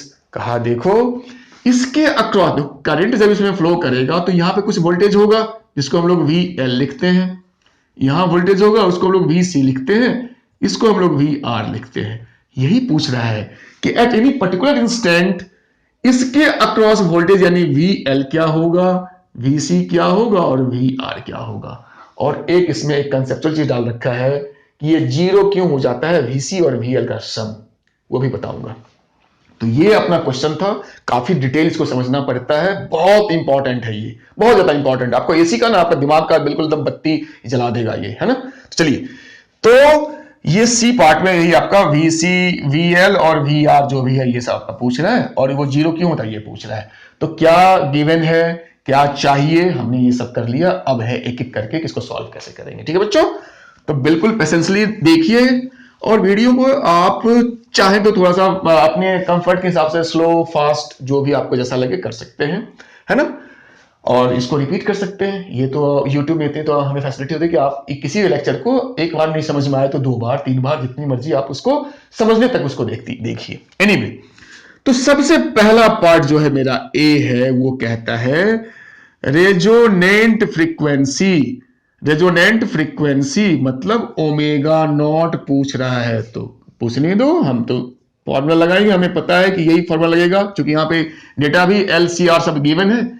तो देख लो, अब यहां पे इसकी वैल्यू पुट करो, अंडर रूट एल मेरा, ये है मेरा एल, ये है मेरा सी, ये है मेरा आर।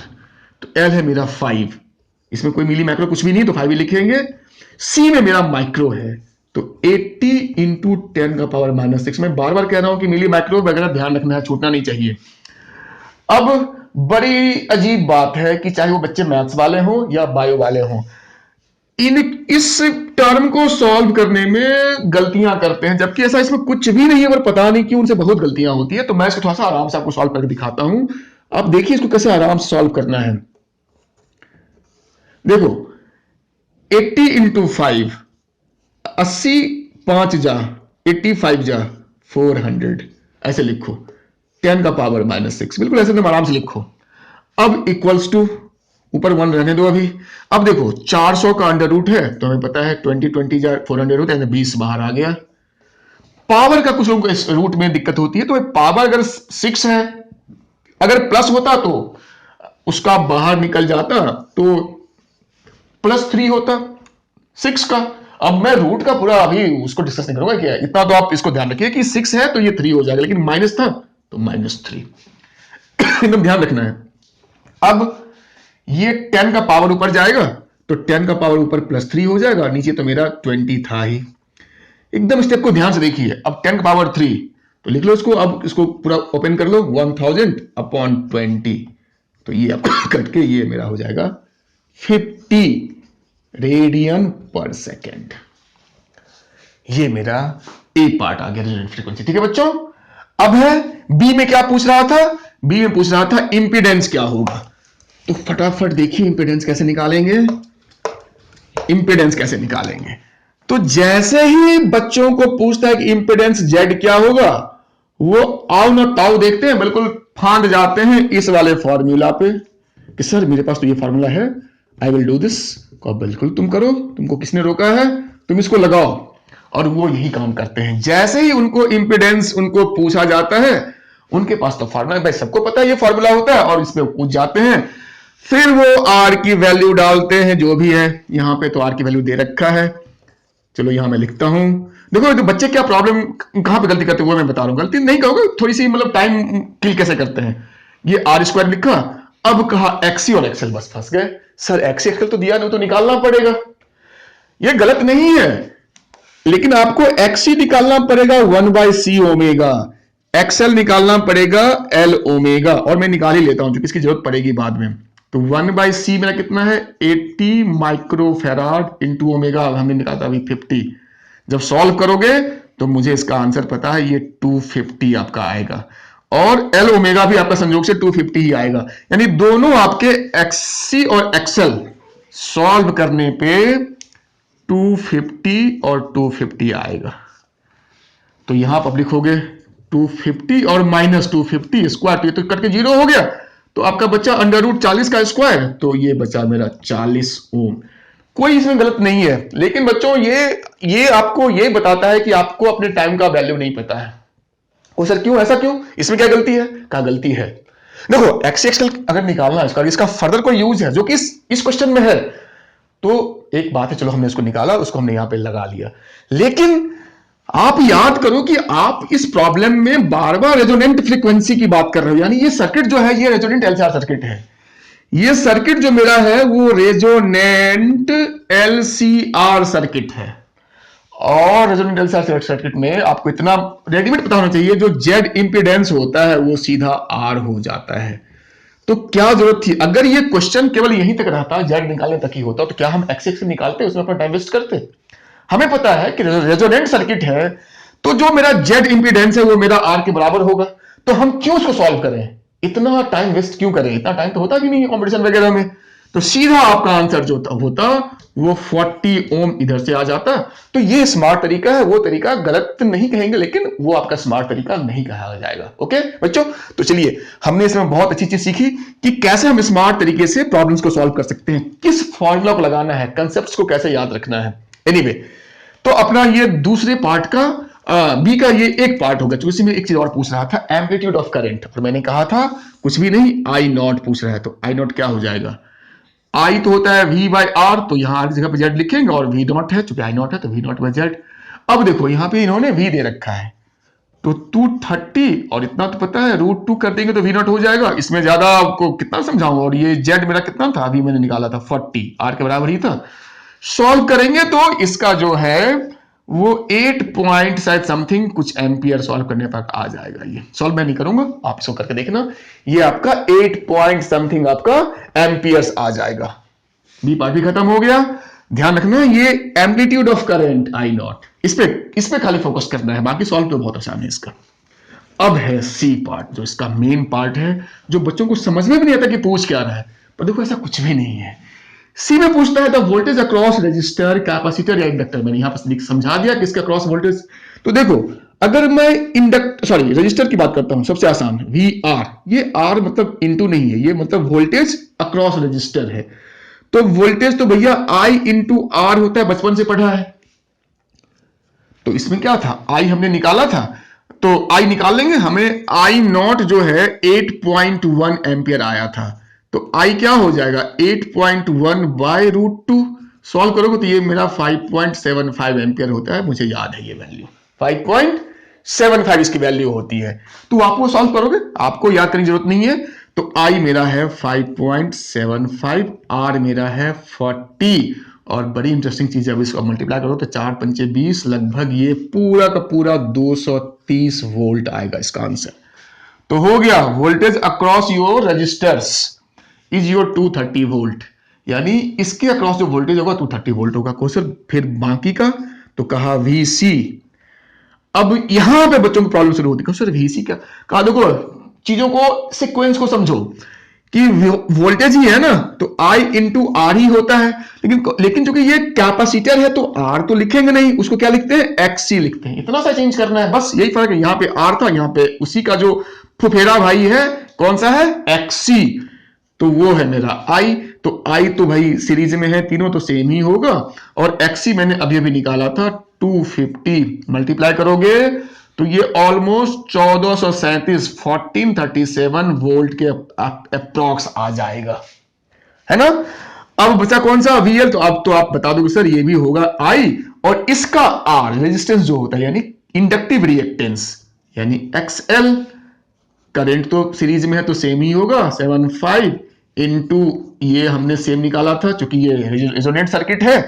रेजोनेंस में XC इक्वल्स टू XL होता है, वैसे भी सॉल्व करने की जरूरत ही नहीं थी, रेजोनेंस था। अगर हमने एक चीज और बताता हूं स्मार्ट तरीका, अगर आपको XC पता है तो XL भी होगा, तो आप XL को निकालो, क्योंकि इसे मल्टीप्लाई करना होता है तो इसको सॉल्व करना आसान है, और आपको XC सॉल्व करने की जरूरत ही नहीं पड़ेगी। यही एक स्मार्ट तरीका है कि अगर सर्किट रेजोनेंस में है तो आप क्या कीजिए कि आप XL निकाल लीजिए, निकालना आसान, क्योंकि L ओमेगा मल्टीप्लाई करना होता है। XC में क्या होता है, XC में 1/C ओमेगा, तो अपॉन हो जाता है, division is difficult. So XL निकाल लीजिए, और XL जो आएगा वही आपका XC भी होगा। तो ये भी एक स्मार्ट तरीका है। एनीवे, तो यहां भी 250, तो ये चूंकि एक ही चीज है तो ये भी आपका 1437, यानी दोनों का देखो वोल्टेज सेम है। लेकिन अगर थोड़ा सा भी आपको फेजर डायग्राम याद हो, थोड़ा सा मैं रिकैप करवा देता हूं, तो ये मेरा VR होता था, ये मेरा VL होता था, ये मेरा VC होता था, यानी VC और VL अपोजिट होते थे। और अगर ये दोनों अपोजिट भी हैं और इक्वल भी हैं तो दोनों का जो सम होगा वो क्या हो जाएगा, 0 हो जाएगा। यही तो इसका सी पार्ट में जो मेन चीज पूछ रहा है कि क्यों 0 है, what is the paradox behind this 0। कहा because the voltage across inductor and capacitor are in opposite and equal. So sum करेंगे तो इक्वल अपोजिट है तो 0 हो ही जाएगा। बाकी इसको मैं सॉल्व करके दिखाता हूं कि कैसे 0 होगा, उसको आप इसको सॉल्व करके दिखा सकते हैं। वहां तो बोल के समझाएंगे नहीं, वहां तो आपको सॉल्व करना पड़ेगा। तो सॉल्व कैसे करेंगे? तो कहा वोल्टेज अक्रॉस एल एंड सी, तो V क्या होता है I इंटू आर, तो नेट इनका वोल्टेज XC माइनस XL, जो इनका अपना रेजिस्टेंस है उनका सम, तो ये हो गया I, और ये तो जीरो हो जाता है इनका XC माइनस XL, जो XC और XL इक्वल है, तो equals to zero. That is your proved, ये आंसर। तो यही बच्चों आपका 7.11 था, one of the most important numericals, जो बच्चों को मतलब सोचिए कि इसको करने में आपको एक अच्छी फीलिंग आएगी, आपको बहुत मजा आएगा कि आपने क्या चीज किया है, कितने अच्छे से किया है, समझ के। ठीक है बच्चों, तो अब इसको मैं आगे बढ़ाता हूं गाड़ी को। तो ये अब हमारा एनसीईआरटी का एग्जाम्पल यानी सॉल्व्ड और एक्सरसाइज अनसॉल्व्ड, हमने दोनों जितने इंपॉर्टेंट थे मैंने वो सारे आपको करवा दिए अभी। बोर्ड्स के लिए कह सकते हो, उसमें बहुत सारे अच्छे अच्छे क्वेश्चंस हैं जो काफी हाई लेवल क्वेश्चंस हैं, वो मैं किसी उसकी दूसरी वीडियो लाऊंगा एक, जो स्पेशली जेई और नीट वाले बच्चों के लिए वो वीडियो होगा, जो कॉम्पिटिटिव बच्चे हैं उनके लिए। आप भी आपको अगर फॉर्म भरा होगा तो आप भी उसको देखना, पर ये बोर्ड के स्पेशल है, ये बाकी नीट और जेई के लिए तो यूजफुल है, पर स्पेशली ये बोर्ड्स के लिए है। ठीक है बच्चों, चलिए तो अब आ जाते हैं प्रीवियस ईयर जो मैंने लिखा है सीबीएसई बोर्ड के क्वेश्चन। एनसीईआरटी का हमने खत्म कर लिया जो इंपॉर्टेंस था, और देखो मैं बार बार कह रहा हूं कि हमने 5-7 जो भी क्वेश्चंस किए हैं, मैंने 5-7 नहीं किए हैं। अगर आपने इसको ढंग से समझा है तो आप इसे 50, 100, 1000, 2000 क्वेश्चन बना सकते हैं। ये इसकी पावर है अगर आपने इसको तरीके से किया तो। ठीक है बच्चों, तो अब है आपका ये कंपटीशन का प्रीवियस ईयर क्वेश्चन। तो मैं इसका स्टार्ट करूंगा प्रीवियस ईयर का। सबसे पहला जो क्वेश्चन है वो जो मैंने अभी 7.11 किया था एनसीईआरटी वाला, उसी पे बेस्ट क्वेश्चन है। ये कब आया है? तो ये आपके दिल्ली 2015 का ये क्वेश्चन है, मतलब 2015 सीबीएसई का क्वेश्चन है ये। 2015 का ये क्वेश्चन है ये बच्चों। ये क्वेश्चन क्या है? बहुत ही जबरदस्त क्वेश्चन है ये। इसको करने के बाद आपको एक सुपरमैन वाली फीलिंग आएगी। इस क्वेश्चन को बच्चे देख के ही भाग जाते हैं, टच ही नहीं करते हैं इसके लैंग्वेज को देख करके या इसके फिगर को देख करके। लेकिन ये कितना आसान है अगर समझ में आए और इसको आप अगर अच्छे से प्रोसेस से करोगे तो, मतलब जबरदस्त क्वेश्चन। अभी जो हमने करवाया था 7.11 उससे मिलता जुलता कह सकते हो, मतलब फिगर तो बिल्कुल वैसा ही है। एलसीआर सर्किट है सीरीज, तो मैंने एल बना लिया, सी बना लिया, और ये मैंने आर बना लिया। ये एल, ये सी और ये आर सीरीज में है। ऑब्वियसली यहां पे हमें एसी सोर्स लगाना है, मैंने लगा दिया। ये हमने यहां पे एसी लगा दिया। अब थोड़ा वैल्यू देख लेते हैं। जो आर है ये 400 ओम है। ध्यान रखना, हमेशा कहता हूं वैल्यूज सही लिखिए। वैल्यूज लिखने में गलती करेंगे तब भी प्रॉब्लम होगी। आप सही सही करेंगे, प्रोसेस आपको सही देगा, पर आंसर नहीं आएगा। क्यों? आपने वैल्यू गलत डाला है। जो एल है वो 100 मिली हेनरी है, ध्यान देना। और जो सी है वो 2 माइक्रोफेराड यानी 2 माइक्रोफेराड है। साथ ही साथ फिगर में उन्होंने क्वेश्चन में लिखा है, उन्होंने फिगर में क्या लिखा है? V equals to V naught, बिल्कुल यहीं पे लिखा है साइन 1000 t प्लस 5, कुछ ऐसे लिख दिया है। कुछ नहीं बताया कि ये क्या लिखा है। ये आपको समझना, मैंने पहले कहा कि ये क्वेश्चन बहुत अच्छा क्वेश्चन है। ये आपको समझना है कि इसने ये क्या लिखा है। इसने लिखा है कि this is the equation of AC voltage, V equals to V dot sine omega t. इन्होंने यहां पे फेज डिफरेंस 5 जोड़ दिया है। होगा तो लिखेंगे, नहीं होगा तो नहीं लिखेंगे। खैर, तो ये अगर गौर से देखो तो ये मेरा एसी का जो स्टैंडर्ड इक्वेशन होता है, V not sign omega T plus 5, या 5 मत लिखो, थोड़ा सा बच्चों को कंफ्यूजन होती है, ओमेगा टी। ये मेरा जो स्टैंडर्ड इक्वेशन है वोल्टेज का, वो लिखा है।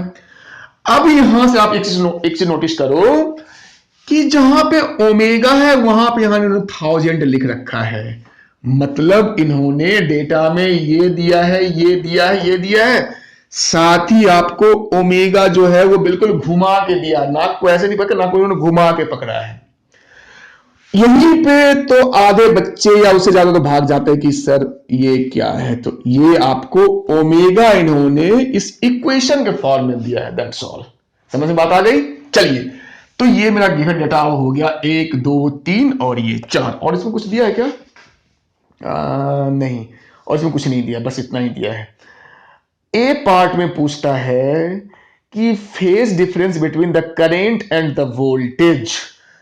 यानी पहला चीज जो पूछा है वो आपका फाई पूछा है। एक चीज और ध्यान देना, कुछ बच्चों को या हमें ये कभी कभी ये कंफ्यूजन रहता है, या कभी हमारे पास एक मिसअंडरस्टैंडिंग होती है कि कोई भी जो एलसीआर सर्किट है मतलब बाय डिफॉल्ट वो रेजोनेंट एलसीआर है, यानी रेजोनेंस में है। ऐसा मत सोचना, वो रेजोनेंस में हो सकता है, नहीं भी हो सकता है, वो तो कंडीशन है। यहां पे इन्होंने ऐसा कुछ भी नहीं लिखा है कि ये रेजोनेंस में है, और नहीं लिखा है मतलब ये आपका रेजोनेंट एलसीआर सर्किट नहीं है। ये नॉर्मल एलसीआर है जहां पे कुछ भी एल है, कुछ भी सी है, कुछ भी आर है, कुछ भी वोल्टेज अप्लाई किया हुआ है, ओमेगा कुछ भी दे रखा है। ये मेरा कहने का मतलब ये मेरा ओमेगा नॉट यानी रेजोनेंट फ्रीक्वेंसी नहीं है। आप ऐसा नहीं कि बाय डिफॉल्ट सबको एलसीआर रेजोनेंट सर्किट ही समझ लो, ऐसा यहां कुछ नहीं लिखा है। तो मतलब ये नॉर्मल ओमेगा फ्रीक्वेंसी है, ये आपका रेजोनेंट फ्रीक्वेंसी नहीं है, ध्यान देना। एनीवे, तो पहला चीज तो पूछ रहा है कि फेज डिफरेंस क्या होगा एलसीआर सर्किट में, किसका, करंट और वोल्टेज का। और जो बी पार्ट है वो तो बहुत ही ज्यादा इंटरेस्टिंग है, ए में भी बहुत दम है और बी में और भी ज्यादा दम है। देखो बी की लैंग्वेज पर उन्होंने क्या कहा है, calculate the value of additional capacitance which may be joined suitably to the capacitor C that would make the power factor of the circuit unity. अब बताओ, आधे बच्चे तो कहते सर ये क्या लिखा है, इन्होंने क्या यहाँ पे कौन सी भाषा का प्रयोग किया है, इन्होंने कौन सी लैंग्वेज में लिखा है इस चीज को, है ना, कौन सी भाषा का प्रयोग किया है ना बच्चों। कहता है उसे बस एक ही पॉइंट को पकड़ना। आप मेरी वीडियोस को देखिए, मैंने जब एलसीआर को पढ़ाया है मेरी वीडियोस में, तो आप देखना कि मैंने इस चीज को बहुत ही मतलब माइन्यूटली मैंने इसको वहां पर डिस्क्राइब किया है कि कहता है पावर फैक्टर जो है मेरा वो क्या है, यूनिटी है, मतलब क्या है, वन है, ये कहना चाह रहा है। और क्या कहा, मतलब cos phi power factor equals to 1 को सर मतलब, तो कहा यही तो इंपॉर्टेंट है। जिस बच्चे ने इसको समझ लिया उसकी नैया बेड़ा पार, जिसने नहीं समझा उसका रह जाएगा वहीं पे। तो cos फाई 1 का मतलब क्या होता है, याद करो मैंने समझाया था कि जब सर्किट मेरा रेजोनेंट एलसीआर सर्किट बन जाता है, यानी जब सर्किट मेरा रेजोनेंस क्रिएट हो जाता है, उस समय मेरा जो पावर फैक्टर है वो 1 यानी यूनिटी हो जाता है। यही चीज हमें देखना था। मतलब इन्होंने बी पार्ट में जाके कहा है कि ये जो सर्किट है ये बेसिकली आपका एक नॉन रेजोनेंट एलसीआर सर्किट है, यानी रेजोनेंस इसमें नहीं है। तो उस पे हमने ए पार्ट सॉल्व करना है, वो अभी करेंगे। बी पार्ट में कहता है कि चूंकि ये सर्किट मेरा रेजोनेंट नहीं है, और सर्किट को रेजोनेंट बनाने के लिए इतना हमें पता है कि एल या सी को हम हेर फेर कर सकते हैं कम ज्यादा, उससे हमारा सर्किट रेजोनेंट हो जाता है। तो यहां इन्होंने क्या कहा है कि सर्किट को पावर फैक्टर यूनिटी करना है, या है यानी रेजोनेंट है, करना है।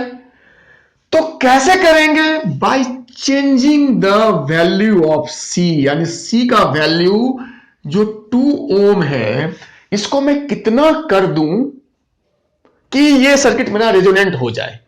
यानी ये बी पार्ट में आपसे C इक्वल्स टू व्हाट पूछे, सी डैश कह लो, C तो मेरा 2 माइक्रोफैराड गिवन है, कहा इसको हम कितने कैपेसिटेंस से रिप्लेस करें कि ये मेरा सर्किट रेजोनेंट हो जाए।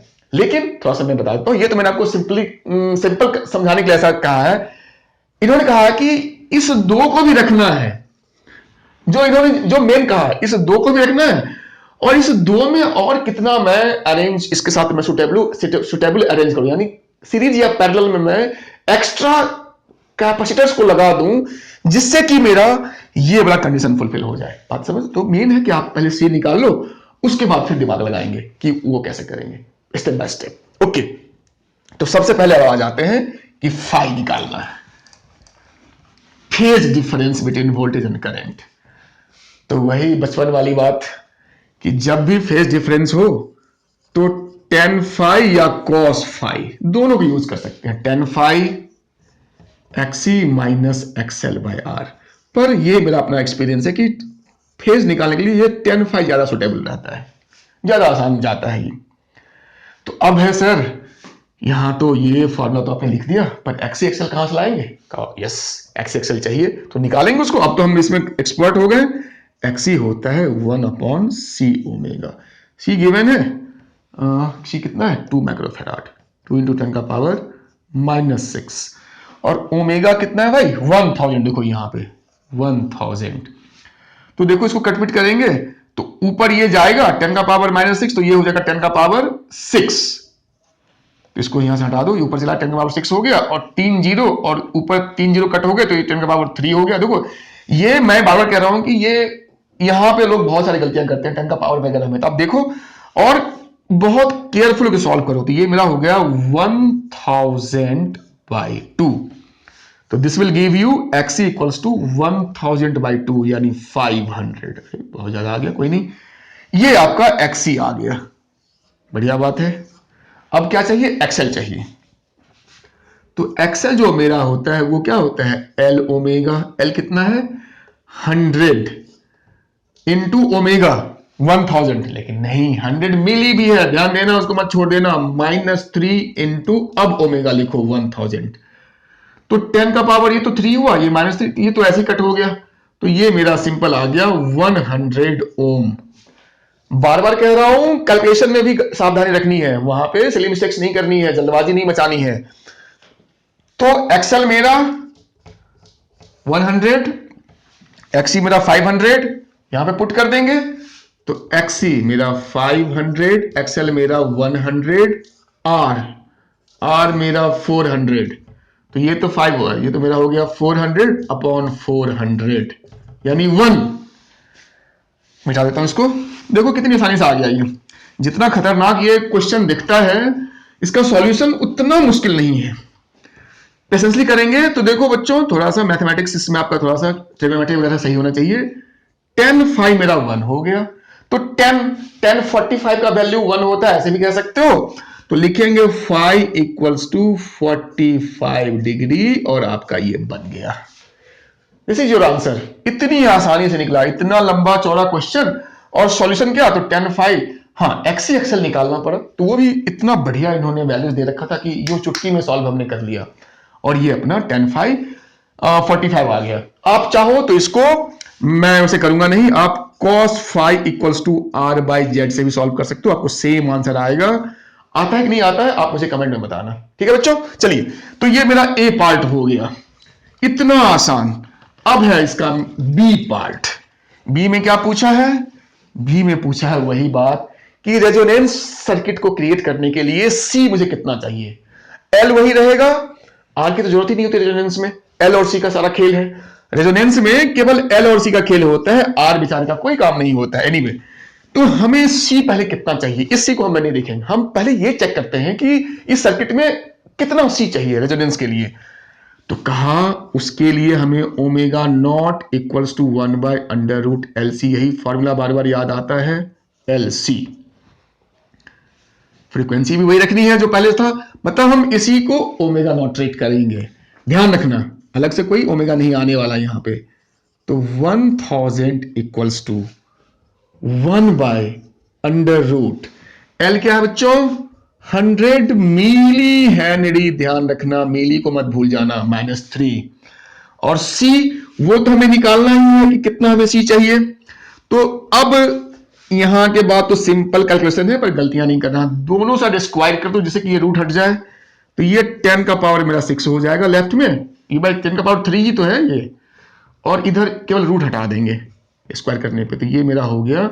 और ये 100 है और -3, तो इसको मैं 10 का पावर सीधा -1 लिख लेता हूं, इंटू सी तो हमें चाहिए ही चाहिए।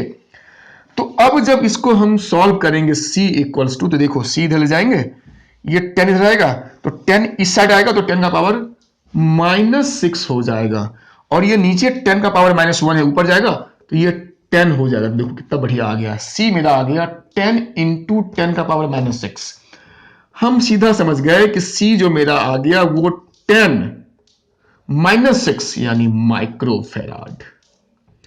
देखिए क्या एलिगेंट ये सॉल्यूशन था, इतना मुश्किल क्वेश्चन दिखने में लग रहा था, पर सॉल्व कितने आसानी से हुआ।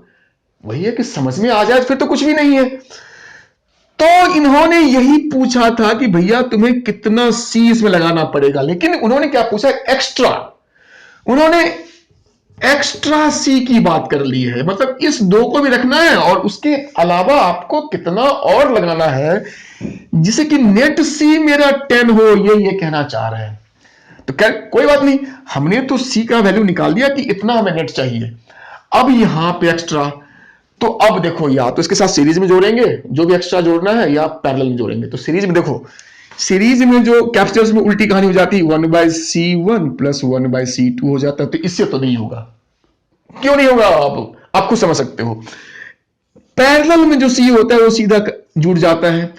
तो हमें नेट 10 चाहिए, हमारे पास C1 मान लो मेरे पास 2 है, और इसको मैं C' लिखता हूं, और C' मेरा जो है वो हमें चाहिए, जो एक्स्ट्रा हमें जोड़ना है।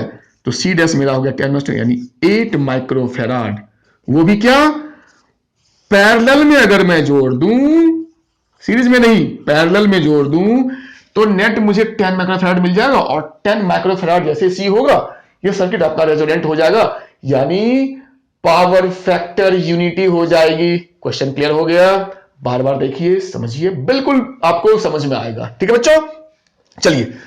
तो ये मेरा जो था सुपरमैन था सारे प्रॉब्लम्स का, ये सुपरहिट क्वेश्चन है ये। इसको करने के बाद आपको एक जबरदस्त फीलिंग आएगी कि अरे यार मैंने आज कुछ किया है, इतना धांसू क्वेश्चन। और देखिए, समझने की जहां तक बात थी, वो जो भी हो, सॉल्यूशन इसका बहुत आसान था, बहुत आसान स्टेप्स थे, वैल्यूज का बहुत अच्छा वैल्यूज दे रखा था, सॉल्व करने में आसानी होती है। अब कौन सा कर ले, अब एक प्रॉब्लम और कर लेते हैं साथ में। ये है आपका सीबीएसई 2012 का, 2012 का सीबीएसई का, ये 2 मार्क्स का क्वेश्चन है, 2 मार्क्स का क्वेश्चन। ये जो मैंने करवाया था ये 3 मार्क्स का था, अभी जो करवाया था वो 3 मार्क्स का था, ये 2 मार्क्स का है, लेकिन बड़ा ही बेसिक चीज है और आपको काफी कुछ सीखने को मिलेगा। कॉम्पिटिशन वाले बच्चों के लिए ज्यादा इंपॉर्टेंट, ध्यान रखना। क्वेश्चन क्या है कि इन्होंने दे रखा है कि जो वोल्टेज है वो 140 साइन इतना टी है, V equals to 140 sign 314t। अब देखो फिर वही बात होगी, जिसको भी बेसिक चीज पता है वही कर पाएगा, V not sine omega. This is your standard equation. और अगर इससे कंपेयर करो तो ये मेरा V नॉट हो गया, दिस इज V नॉट, और ये मेरा जो हो गया ओमेगा हो गया। यही बस इसमें मेन चीज था, ये पता करना था, और ये कर लिया। तो क्वेश्चन में पूछ क्या रहा है, पूछ रहा है the frequency of the source, यानी आपसे ओमेगा पूछ रहा है, या हो सकता है कि लीनियर फ्रीक्वेंसी पूछे, न्यू पूछ रहा हो। तो देखो, ओ सॉरी, ओमेगा तो गिवन ही है, तो यानी न्यू ही पूछ रहा होगा, ओमेगा तो गिवन ही है। तो न्यू क्या होता है, ओमेगा बाई 2 पाई, फॉर्मूला सबको पता है। ओमेगा मेरा 314 इंटू 2 और पाई 3.14, तो ये 3.14 ऊपर पॉइंट हटा देंगे तो ऊपर चला जाएगा 100, ये कट हो गया 100/2, 50 हर्ट्ज आंसर, दैट्स ऑल। और ये मेरा ए हो गया। बी में क्या पूछ रहा है बच्चों, बी में पूछ रहा है the RMS current through the register, current पूछ रहा है, आरएमएस यानी आई पूछ रहा है। तो आई क्या होता है, V/R होता है ना, इसी से निकालेंगे क्या, ओके। आर, इसका मतलब इसमें आर गिवन होगा क्वेश्चन में, इन्होंने हाँ आर दे रखा है। देखो मैंने जल्दबाजी में लिखी नहीं, जल्दबाजी नहीं करनी है, 50 ओम क्वेश्चन में दे रखा है, आर भी है, तभी तो ये बनेगा। अब देखो V हमें चाहिए आरएमएस पर, ये तो V नॉट है, तो V नॉट बाय √2 यानी V हो गया, और R मैंने ऐसे लिख दिया। तो ये मेरा V नॉट है 140/√2 और R मेरा है 50। अब इसको सॉल्व करना जितना भी हो, इससे आपका जो आंसर है वो आपका निकल जाएगा, सॉल्व करना आपका काम है। ठीक है बच्चों, तो ये मेरा था 2012 का 2 मार्क्स का क्वेश्चन, बहुत इंपॉर्टेंट है। मैंने इसलिए इसको करवाया, मैंने इसको इसलिए करवाया कि ये फॉर्म देख करके बच्चे छोड़ देते हैं, सोचते हैं क्या, पर जानो क्या ब्यूटी है इस टाइप के फॉर्म की, कि एक्चुअली क्वेश्चन में ही आंसर छुपा होता है। आपको देखने का आइडिया होना चाहिए, मतलब आपके पास वो ट्रिक होना चाहिए कि क्वेश्चन से कैसे आंसर को हम आउट करते हैं। तो यही था आपका। एक प्रॉब्लम और कर लेते हैं, ये है मेरा सीबीएसई का आया हुआ है 2010 का आया हुआ क्वेश्चन है, 2010 का है ये क्वेश्चन बच्चों। ये देखो, ये भी बहुत बढ़िया क्वेश्चन है, और क्यों करवा रहा हूं मैं आपको बताऊंगा कि मैं ये इस क्वेश्चन को मैंने क्यों चुना है। थोड़ा सा इसका एक तो लैंग्वेज टफ है, तो बच्चे डर जाते हैं ऐसे लैंग्वेज को देख करके, पहली बात। या इसमें एक चीज और छुपी है जो मैं बताऊंगा, इसके पीछे करवाने के पीछे का रीजन। एनीवे, तो ये क्वेश्चन जो है मेरा सीबीएसई 2010 का है, 2010 सीबीएसई, और वो भी शायद कंपार्टमेंटल का है।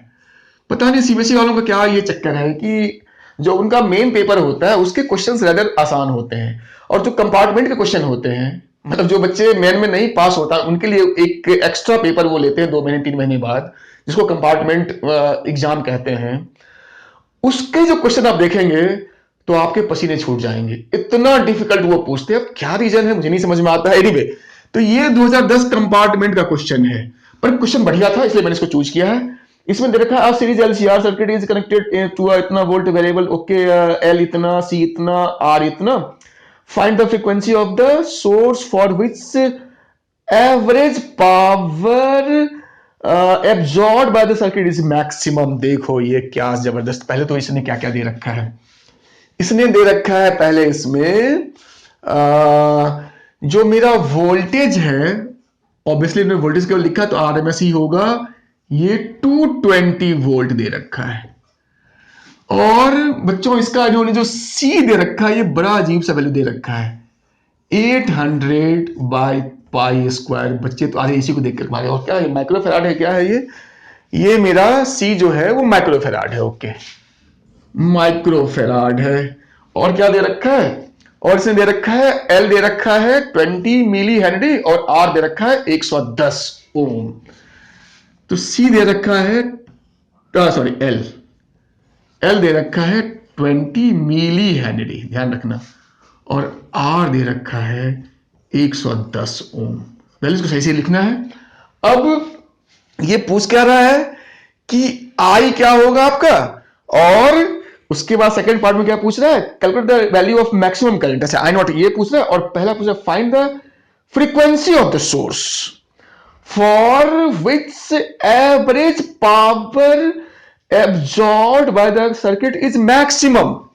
अब देखो बच्चों, ए पार्ट बच्चे बना ही नहीं सकते हैं, जिनको पूरा कंट्रोल नहीं है इस चैप्टर पे, एक एक चीज को जिन्होंने गौर से नहीं पढ़ा है वो समझेंगे नहीं। क्या कहता है कि एवरेज पावर जो है वो मैक्सिमम जब हो उस समय आपको इसकी फ्रीक्वेंसी ओमेगा या न्यू जो भी है वो आपको बतानी है। को सर ये एवरेज पावर मैक्सिमम कहा बच्चों, थोड़ा सा जल्दी समझा देता हूं, टाइम काफी हो गया है, आपकी वीडियो लंबी होती जा रही है। कहा पावर मैक्सिमम का मतलब एलसीआर सर्किट में क्या होता है, फिर समझो, यानी सर्किट आपका रेजोनेंट एलसीआर सर्किट है। रेजोनेंट एलसीआर में ही ये चीज हो सकती है। जैसे cos फाई इक्वल्स टू 1 का मतलब था रेजोनेंस, वैसे ही पावर मैक्सिमम का मतलब क्या होता है। सारे बच्चे सुनिए, जिनको बोर्ड देना है साथ ही साथ जिनको कॉम्पिटिशन देना है, वहां पे आपको इतना प्यार से नहीं पूछेंगे कि सर्किट रेजोनेंट है कि नहीं है, वो आपको ऐसे ही फंसाने वाले टर्म्स समझाएंगे। तो पावर मैक्सिमम मतलब रेजोनेंट एलसीआर, इसका मतलब क्या, ओमेगा नॉट तो होगा ही होगा। और जब ये बात आ गई तो कुछ बचा ही नहीं इसमें सर, इस क्वेश्चन में असल तो ये समझना था, उसके बाद तो कुछ है ही नहीं। जब हमें रेजोनेंट फ्रीक्वेंसी ही निकालनी है तो फिर क्या टेंशन है, तो 1/√LC है ना, इक्वल्स टू, अब क्या करें, तो भाई वैल्यू पुट करो, और क्या करेंगे, 1 एल दे रखा है, कितना एल दे रखा है 20 मिली 10 का पावर -3 हेनरी, अंडर रूट भी है ये ध्यान रखना।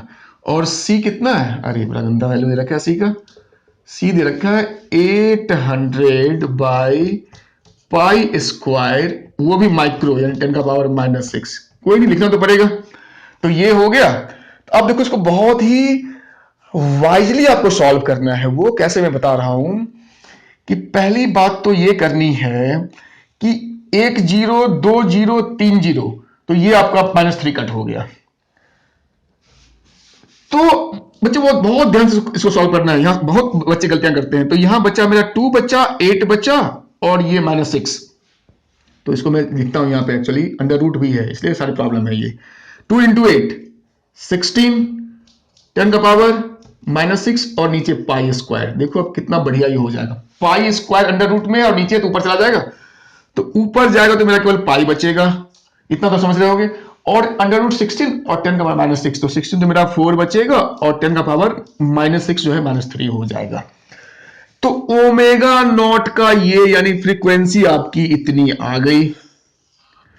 अब मैंने कहा था कि इस क्वेश्चन में एक चीज समझानी थी, मैंने इसलिए इसको चूज किया। बाकी बहुत बढ़िया क्वेश्चन है और इसकी वजह है ये, इस वजह। अब आपने एक चीज नोटिस किया होगा कि मैं इससे पहले जहां जहां मैंने ओमेगा निकाला था मैंने यहीं पे आंसर लिख दिया था, लेकिन यहां पे आपको यहां पे आंसर नहीं लिखना है। क्यों? कहा जब भी आपका ओमेगा पाई के फॉर्म में आए आंसर, तो फिर आपको फ्रीक्वेंसी निकाल लेनी चाहिए, लीनियर निकाल लेनी चाहिए, जिससे कि आपका पाई खत्म हो जाएगा, आपको एक बढ़िया आंसर आ जाएगा। यही चीज के लिए मैंने इस क्वेश्चन को स्पेशली चूज किया था। एक तो मैक्सिमम पावर का मतलब क्या होता है ये आपको रिपीट करवाने के लिए, दूसरा था कि हमने आंसर को यहां पर नहीं छोड़ना है, हमें अब चूंकि आंसर ओमेगा पाई के टर्म में आ गया है तो इसको सिंप्लीफाई करके हमें इसको इस फ्रीक्वेंसी में डाल देनी है। तो कहा कैसे? तो कहा ये जो फ्रीक्वेंसी होती है ये ओमेगा बाय 2 पाई। तो देख लो ओमेगा मेरा आ गया, इसको ओमेगा नॉट लिखेंगे यहां पे, तो ये मेरा है पाई अपॉन 4 इंटू 10 का पावर -3 और बाकी ये 2 पाई है तो 2 पाई, पाई पाई कट हो गया, ये 10 का पावर -3 पर जाएगा तो ऊपर हो जाएगा 1000 और नीचे मेरा बचा 4 इन 8, तो देखो 8 125 हर्ट्स। ये देखो ये कितना गंदा वैल्यू था ओमेगा टर्म में, लेकिन जब हमने उसको फ्रीक्वेंसी में ले आए लीनियर में तो वो मेरा एक प्यारा सा नंबर आ गया 125। दिस इज द रीजन कि आपसे एक्सपेक्ट करते हैं बोर्ड वाले कि जब ओमेगा ऐसे आपका आ रहा हो तो you should write in this way. ठीक है बच्चों, चलिए तो इतना अपना हो गया। अब है कि जितना हमने आज किया है, अगर आप इतने प्रॉब्लम्स को जिस तरीके से मैंने किया है आप उसको करें, एक एक चीज को फॉलो कीजिएगा, तो ये न्यूमेरिकल्स का जो भूत है, वो जो एक फोबिया है, वो आपका पक्का भागेगा और आपको फिजिक्स में मजा आना शुरू हो जाएगा। इनफैक्ट आप न्यूमेरिकल्स को ज्यादा प्रीफर करेंगे। एक बार आपका न्यूमेरिकल्स बनना शुरू हो जाए फिर देखना न्यूमेरिकल्स आपको कितने अच्छे लगते हैं और आपके मार्क्स आने शुरू हो जाएंगे। आई होप आपको ये वीडियो पसंद आई होगी बच्चों। ठीक है, ओके।